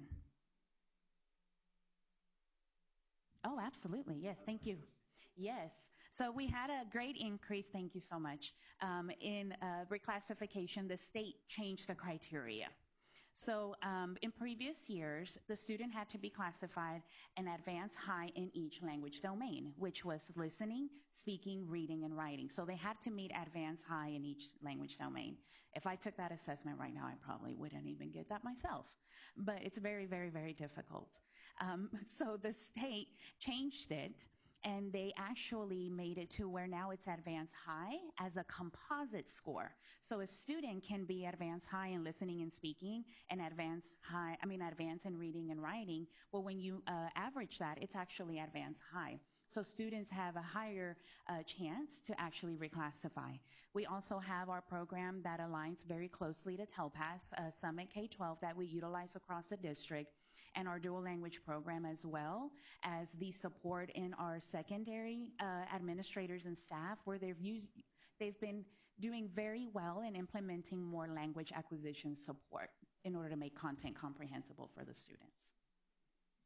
I'm going to give her some credit where she's not giving herself credit. We still outperformed almost everybody around us. This is very true. My people deserve a raise. I'm good. They do the Lord's work. All right. So for professional development, our department, small but mighty, okay? Don't forget, small but mighty, has offered over 50 professional opportunities for professional development. We've offered giant concessions, summer sessions. We also had our Dual Language Academy, where we invited administrators, their TLCs, because we want to ensure that we're building capacity among all stakeholders. We offered after-school sessions. We even trained our paraprofessionals that are supporting our emerging bilingual students in the classroom so that we could give them the tools to support them. We have recorded sessions that our department also offers, and we've collaborated with other departments, such as my wonderful people here, our special education department, and the community and involvement department to give some support and professional development to the community. We're very proud of this initiative. For the first time ever, we have a dual language parent academy that is completely in Spanish. It's the first ever. We've had great feedback from the community. Our goal was to strengthen the partnership between home, school, and the district level. A lot of them didn't have an understanding of how they could advocate for their kids, how to support them at home, and we've given them those tools to bridge that gap and to make those connections with the campus and at the district level as well. The teacher shortage that we all have been experiencing, right? I know. So some of the initiatives that we've done to combat that or to facilitate that, we've offered giant concessions for bilingual and ESL certifications.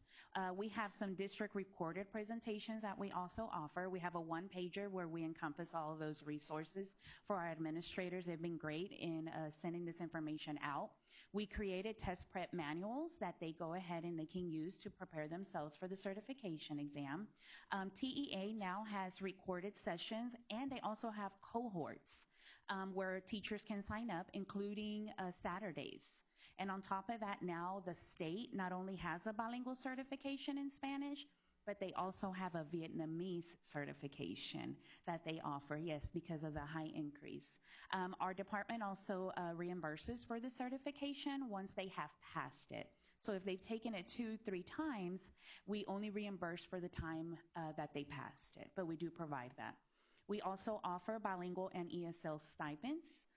In the district, we've made that a big initiative as well, and as of today, we have already reimbursed 5 ESL certifications, which is a big testament because we usually have, 5 to 10 in an entire year. So what we're doing as a small but mighty department is truly making a difference, specifically with the huge increase of students that we are servicing. No, that's a great benefit that we provide to reimburse them for their passing their certification. Is there any way we can tack on there after their 3rd year of employment? Right. Absolutely. Yeah, because we want to keep them. That's the good thing. A lot of our teachers specifically, they don't leave us. I'm glad this is being recorded. I'm going to tell them you cannot leave.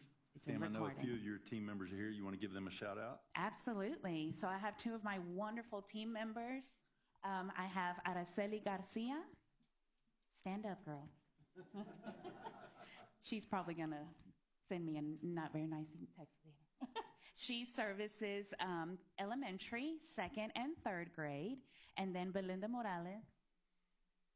I'm like, hey. She services pre-K through 1st grade and elementary. God bless you all. Thank you. Any questions for us? Hello, can we talk about our migrant population for a minute? Absolutely, absolutely. About how many migrant students do we have? We currently service over about 116 migrant students. We're actually number 2 in Region 4. Okay. HISD has us beat. Sure. How do we identify? How does a student become identified as migrant? For migrant, they have to meet qualifications for migratory work. And they have to have traveled within a specific amount of time. On average, how long does a migrant student stay in Goose Creek? We have quite a few families that have been with us for some time. The mobility for them is not as high as other districts, obviously, that are bigger like HISD.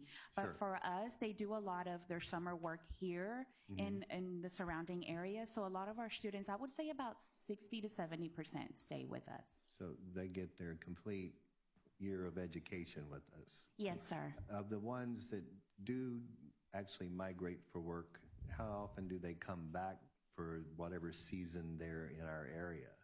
Now, I saw a speaker Saturday that was a migrant that became an astronaut. So yes, I've been thinking about this all weekend. Yeah, you were ready to ask us good questions. Do they come back? Yes, they do. Okay. A lot of them do.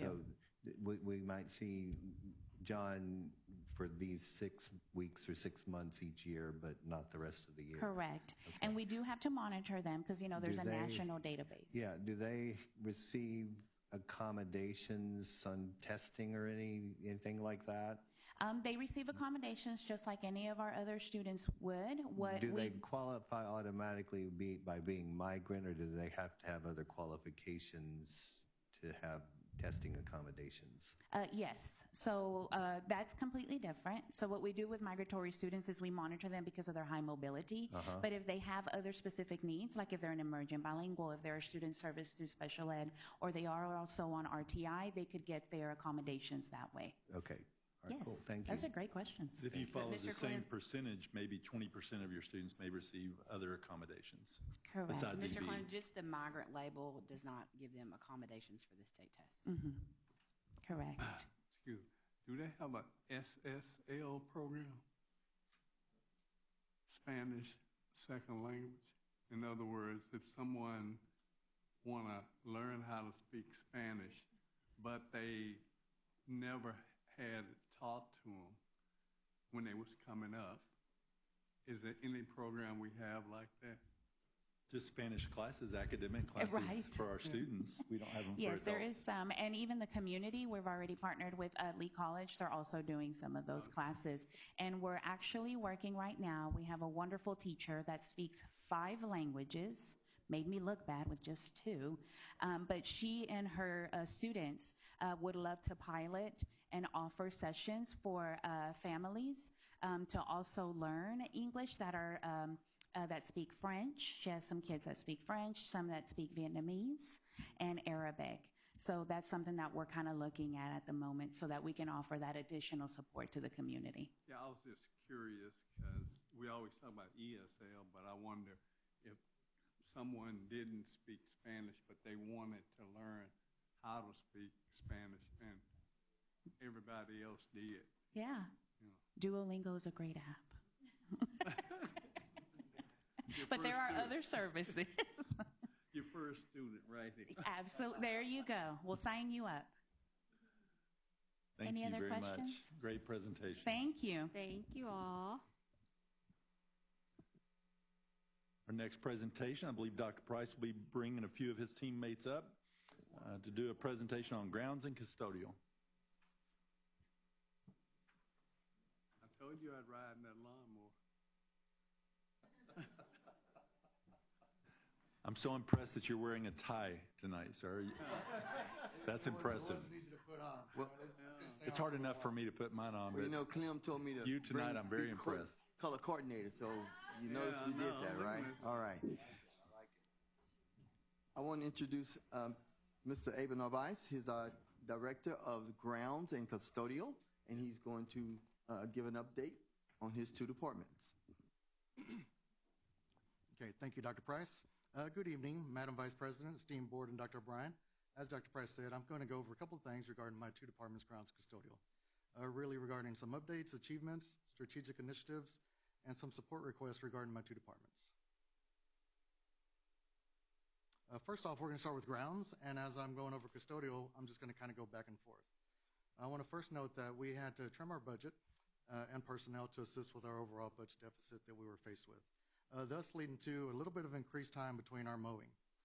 We service 42 campus facilities throughout Goose Creek, and that's over 950 acres that we take care of. Besides ultimately cutting the grass, we are also responsible for landscaping, playground mulch, detention ponds, tree trimming, district-wide assessments and cleanup post-weather incidents, which we'll talk about in a bit, white fleet vehicle and mowing equipment maintenance, move-in work orders, pest control management, personnel coverage for work in school rentals and events, and assisting with district event setup and breakdowns.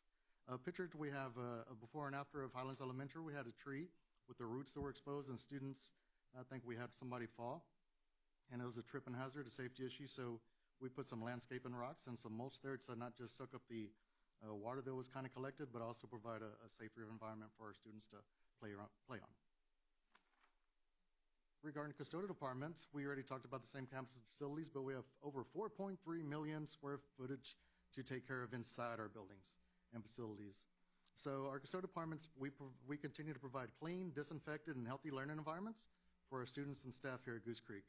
Even though we're down positions, we're still able to meet the campus and student needs on a daily basis. We adjusted our schedules because we had school start times, and we're also allowing for a mid-morning custodian to come in and assist with our lunches. Besides that, custodial staff also serve on severe weather teams, as grounds departments do, that prep our campuses for upcoming severe weather and help the district assess the needs post-severe weather and clean up any kind of messes we have left behind. If that wasn't enough, we also work campus activities, UIL games, and outside rentals here in Goose Creek as well. Regarding a couple of achievements, we'll start with grounds. We have a couple of pictures. Mr. Clemente Alvarez recently retired after 24 years of service here in Goose Creek, and he was our wonderful landscaper that serviced our administration building. So he'll be Giant of the Month. Yes, he was our Giant of the Month this past year. Remarkable man, hard worker, and everything you want to employ in an individual representative of not just Goose Creek, but as a person altogether. We have another outstanding member that received our Employee of the Year, which is Tommy Morris. Mr. Morris is a positive, dependable, and hardworking employee that also represents himself and our department in Goose Creek wonderfully on a regular basis. Regarding achievements, we also do setups and breakdowns of our district graduations, convocations, Giant Con, new teacher orientation, and other things happening throughout our district. Regarding custodial achievements, when we had our welcome back meeting this year, we not only administered our service award recipients, but we also awarded our School of the Year to Horace Mann Junior School, our Facility of the Year to FMC, Facility Management Complex, and our Employee of the Year from Gentry was Mrs. Virginia Martinez. Random school inspections, teacher administrator comments, remarks, attendance, work order comments, and overall attitude are all considered when making selections for these various awards. We talked about a little bit of severe weather cleanup. We had a big hurricane come through. Thankfully, it was not worse. But we had Hurricane Beryl keep us busy for a pretty good duration. So grounds department, we had to clean up 300 cubic yards of debris throughout the whole campus. There's a little picture of a dump truck in the middle. It kind of looks small, but that holds 6 cubic yards of debris. And if you take that in perspective, we had to have 50 truckloads of debris disposed of just throughout the district. And in addition to that, we had 12 fallen trees that were fallen over. And we have a couple of pictured here at Clark Elementary and Stephen F. Austin that thankfully was just fell down on the roof but did not cause any damage. Also, Dr. Price and Dr. Martinez helped coordinate with the city of Baytown to help some campuses remove some debris from 3 campuses. So we're pretty blessed to have some assistance from City of Baytown. Still on Beryl, custodial departments, prior to Beryl, we put some trash cans, dust head, mop heads, and rugs were moved in positions to try to limit water intrusion coming through our campuses or any kind of damage sustained. After Beryl passed, our lead custodians assessed schools for damage and began any kind of cleanups that they may see. Pictured, we have some water coming in the buildings, along with some ceiling tiles that collapsed due to some leakage from our ceiling tiles. One thing to note, whenever we're cleaning up for custodian-wise, we had some custodians saying, I can't really do too much because I have a limited site because we had no power, no lights. Then it would be easy to suck up the water with a wet vac, but they didn't have that because they didn't have power. So we had to do some manually mopping, a lot of mopping, a lot of dumping, and thankfully we had water. Yes, that was a challenging event that we thankfully went through and persevered. Regarding our strategic initiatives, both of my departments continue to assist the district in meeting our goals. Our overall goal for our departments is to deliver operational excellence. One of our goal 1 strategies is to reduce energy usage. We kind of support that. We support that. Our maintenance departments, we work well with them. When they let us know we're having a CP4 3-hour energy curtailment, they let us know, so we alert our custodial staff that are working the evening shifts that it may be slightly increased temperature-wise, but they appreciate the little heads up, and it only lasts a couple hours on very seldom. We also have a goal and strategy of preventive maintenance program in addition to maintenance department. Our grounds department does our preventive maintenance for our white fleet vehicles, along with our mowing equipment. Thankfully, Dr. Price also helped create a storefront vendor cages there at FMC that stock our commonly used parts and products that we could access on site. Instead of driving to the store, going to Lowe's, or to go shopping for a part, we have parts on hand. So that limits actually speeds up our work order processing. Along with that, another goal 2 strategy is the biggest one, right? Safety and security. We definitely promote that. Custodial staff, when they're working throughout the day, they continuously monitor exterior doors, and making sure that they're closed and locked, and any visitors have their proper visitor badges on, while the grounds department also makes sure when they're going any gates, they always lock the doors behind them or lock the gates behind them. Sometimes they say, man, can we just act like it's locked but not lock it for real? And we said, no, safety is number one priority. If it's a little bit of an inconvenience, we're still going to make sure we do it to make sure our students and staff are safe. Regarding updates and some support, I'm very pleased regarding our grounds department. We've had an old, dingy little green shirt.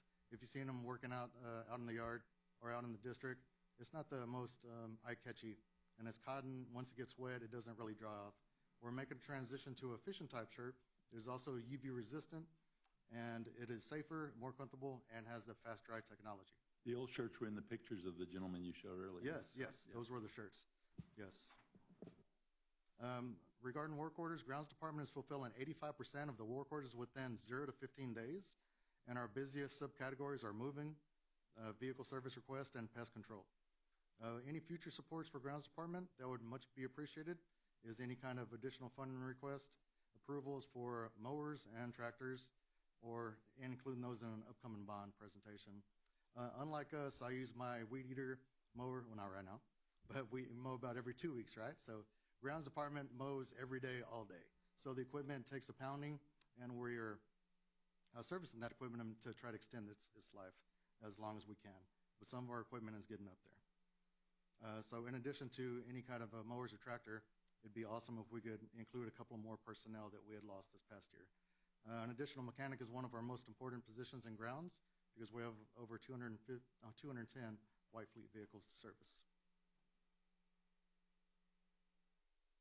Regarding custodial, most work orders, I'll just start off with saying this, 100% of our work orders are completed within 0 to 15 days.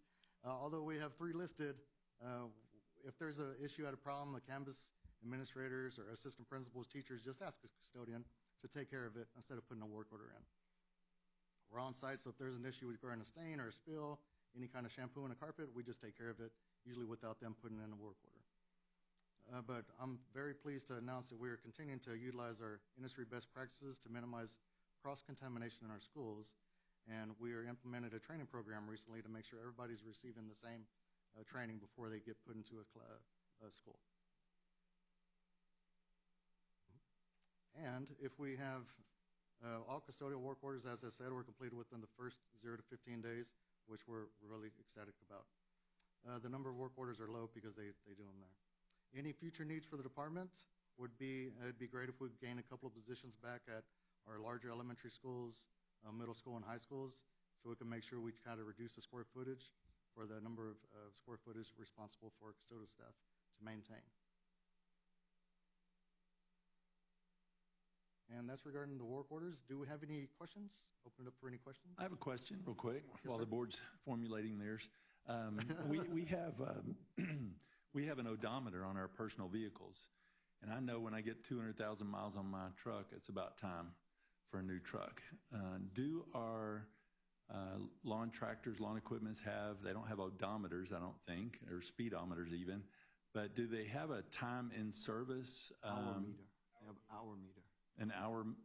Our newer equipment, right, like any kind of equipment like that, they do have the hours that they run time for hours. So you can estimate hours of service over a lifetime and know when that item, other than it's broken down. Right, other than it's smoking and it won't start. That you've serviced Absolutely. it 100 times already, and it's time for something new. You have the ability to measure that out over the lifespan of the item that you referenced a few of. I know one of them's called the Raptor.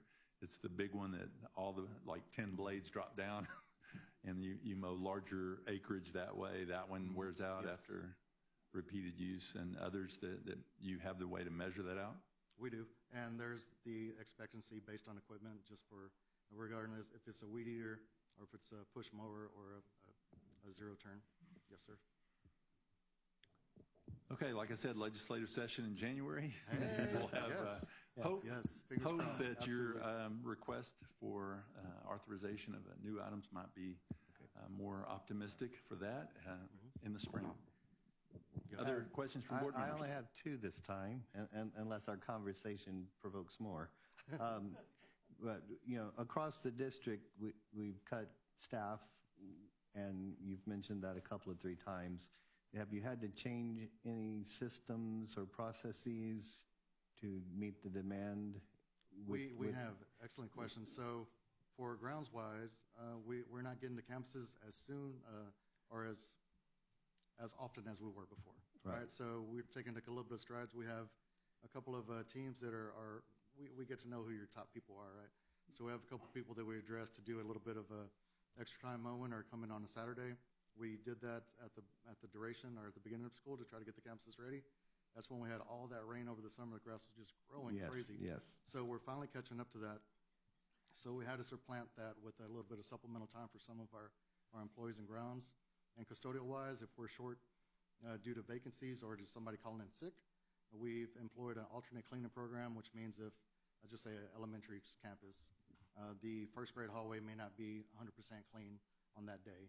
We'll just pretty much put down the alternate hallway method, which means we'll do any visible trash that we see. We're going to take out the trash. We're going to clean the restrooms. And then we're going to be done with that hallway. Right. The next day, we clean it 100%, and then we'll do the same thing to second grade. And then we'll do the same thing to third grade until we get, right, until alternating procedures. Yeah, we just alternate. So my motivation is to come to work every day so I don't have to deep clean when I get back. Yes. Yeah. Yes. Okay. I stopped at a Buc-ee's and saw how much they were paying somebody to stand in the restroom and wipe the counter, and I applied for the job. So with that said, are we keeping up with Buc-ee's at all in our salaries? Are we close? I wish we were. Thankfully, we did have a raise. How far away are we? The starting pay for a custodian is $12.50. Okay. And starting pay for a groundskeeper is $13.50. Okay, that's all I need to know right now. That's another area of concern. Thank you. Yes, sir. Other questions? Got a real quick question. Yes, sir. You were talking about uniforms. Yes, sir.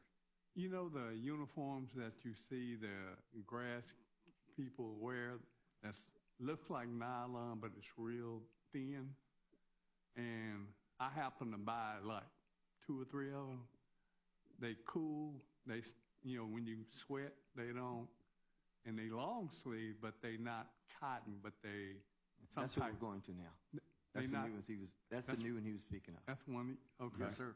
The grounds pants, the pants are still a little bit thicker in case they get hit with a weed eater string or anything like that. It still is more protective. But the shirts, as you said, we're moving towards something that's better and easier and lighter. Okay. I had a question, but he answered it. Yes, sir. All right. Thank you for your time. Thank you all. All right. Thank you all so much for everything you do. Thank you for your work. And just tell them they should see the other guy. I wish I had a cool story, but I don't about my neck. Okay, we are to action items. Yes, ma'am. Our action items this evening will include a few items that we'll postpone to the next meeting. Bridget, is that B and C or? Just C. Just C? Okay, so I would present to the board to approve action items A, consideration and approval of resolution authorizing the redemption of bonds as presented. Seeking a motion? No, these are individual. These are individual. I would make a motion to approve that authorization. Second. 8A. A motion by Mr. Clem, a second by Mr. Sampson. Is there any discussion? All in favor, raise your hand. Okay, 4, 0 against, motion passes. 8B, consideration of approval of a resolution adopting an order approving the Goose Creek CSD property tax roll for fiscal year 24-25. That's from both counties. Yes, sir. Okay. A motion? So if we don't take action on this item, can it reappear on the next agenda as well? Are we missing any deadlines?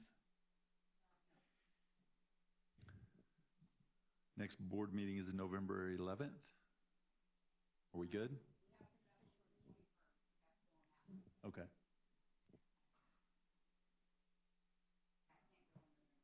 Hearing no motion.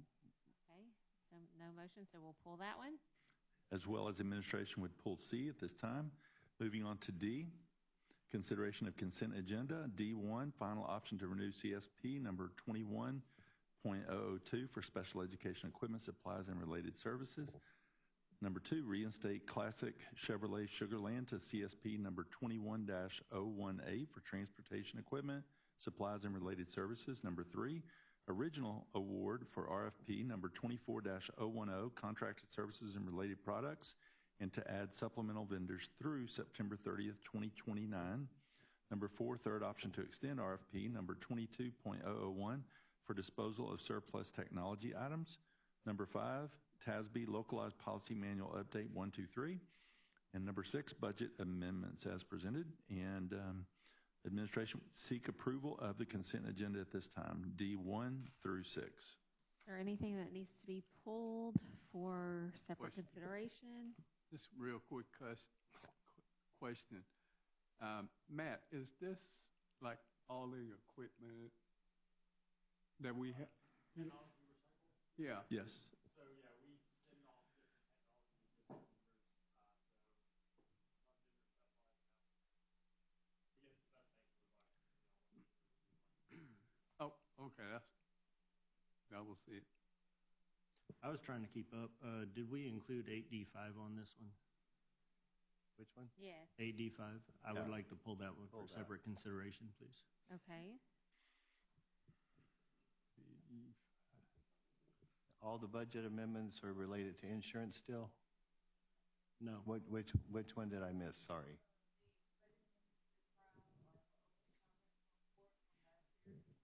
Oh, yeah, I saw, yeah, I did see that. Thank you. Everything else is insurance. Okay. I move to approve consent agenda items 1, 2, 3, 4, and 6 as presented. Second. I have a motion by Mr. Clem, a second by Mr. Campisi. Are there any further questions or discussion on those items? Oh, okay. I pulled number 5. All in favor, raise your hand. We have 4 in favor, 0 against. Motion passes. And so back to number 5. Madam Vice President, on number 5, and it's more of a procedural question. On our board book, we get the letters only of the updates, and a lot of these are local, which we do control and we approve. A lot of them are legal, which are, passed down by TASB, and we're just acknowledging them, so we have no control over those. But what I find difficult to grasp a hold of is that we're just approving letters, and the actual changes are not being published in our board book or for others to see. And for that, I would like to table it definite to the next board meeting so we could actually have those attached to our board book for the record and for viewing. Madam President, administration is more than happy to do so. I would agree with that because we've had that information for some time, but no one in the public has seen Correct. what it is. Correct. Or what it might be. Right, and last year several people spoke on that we're approving board policies that aren't even visible to them or even to us, and I would like them also attached to board book for the record, so we're approving these actual policies versus we're just approving letters. Yeah. We attach everything else that we're approving. I'd like that attached to board book for the record as well. Okay, so Yeah, agree. number 5 will be pulled for the next meeting. So directed. Thank you. Okay, so we're to E, future board agenda items, board training, and board meetings. A lot of us attended board training this weekend. It was really good. Yep. Are there any future board agenda items? I brought up before I would like an update, either in open or probably closed session on the police department now that we have a new police chief. I think that would take 2 people to actually make that happen. I haven't seen it happen yet. And then also I would like an update on GC 35 officially here for everyone to know, our community to know what's going on. We're briefed on that now. We're well connected with that group, but I would like our community to be equally connected with that group. Having the community involved as a whole, I think would be very beneficial to the process. I agree with you. Just this afternoon, we received an email giving us links to where it's posted. Jump in here, Kendall. You could provide that to everybody through Parent Square, just for knowledge information. Yeah. The presentations and the documents are But for the posted. 60% of people that don't have children in our district, and the 1% of the 1% of that tunes in and watches these videos, I'd like to see just a brief overview of not getting down in the weeds in the detail, but let's keep our community connected to this process. So is that my second to put it on the agenda? Well, yes. Thank you. Okay, I don't think we have any training. Yeah, we're trained enough. Coming up. I do know that Mrs. Barat Timms had mentioned, I know it's been mentioned before, about maybe a team of 8 training to update board policy. Or board operating procedures. Operating procedures. Not policy, operating procedures. I think you have 3 or 4 of us that would ask for that to happen. Sure. So do we need search for dates for that, or and would it be driven for it to be team of 8 training? We would have to have a consultant with us, so somebody who can drive that specific topic. So get us some people and some dates. I will put out options for the board. Perfect. For consideration. Good. And then we have a special meeting October 21st, I believe, at 5:30. And then our next regular meeting is November 11th, which just FYI is my birthday, so.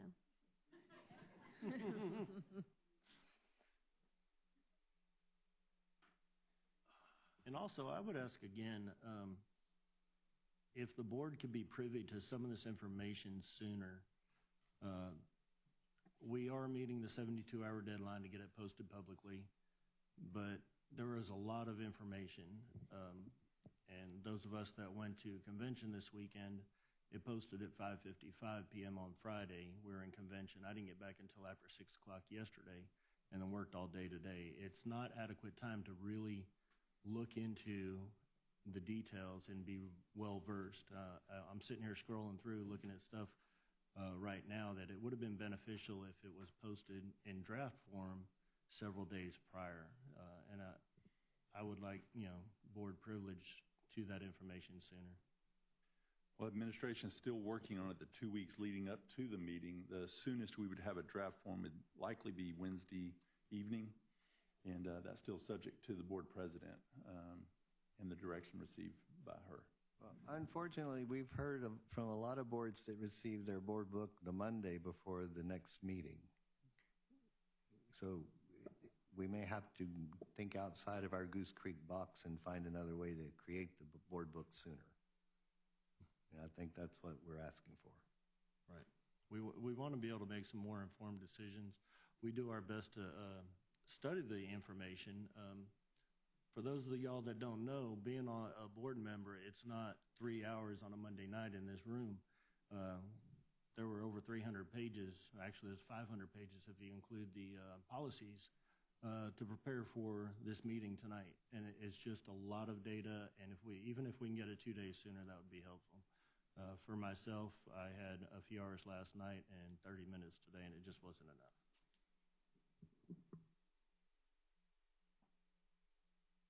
If you didn't go to so many sessions when we were at the workshop. Myself and 99 others stayed till Sunday, and we learned a lot in those last little bit. We'll be happy to do that. Anything else for future board agenda items, board training, and board meetings? Okay, so we are now to the portion where we will recess into a closed session pursuant to the following sections of the Texas Open Meetings Act. Texas Government Code Section 551.071, 072, 073, 074, 075, 076, 082, 083, 084, 087. No action will be taken while the board is in closed meeting, and we will recess at 8:12. And we will get back out here.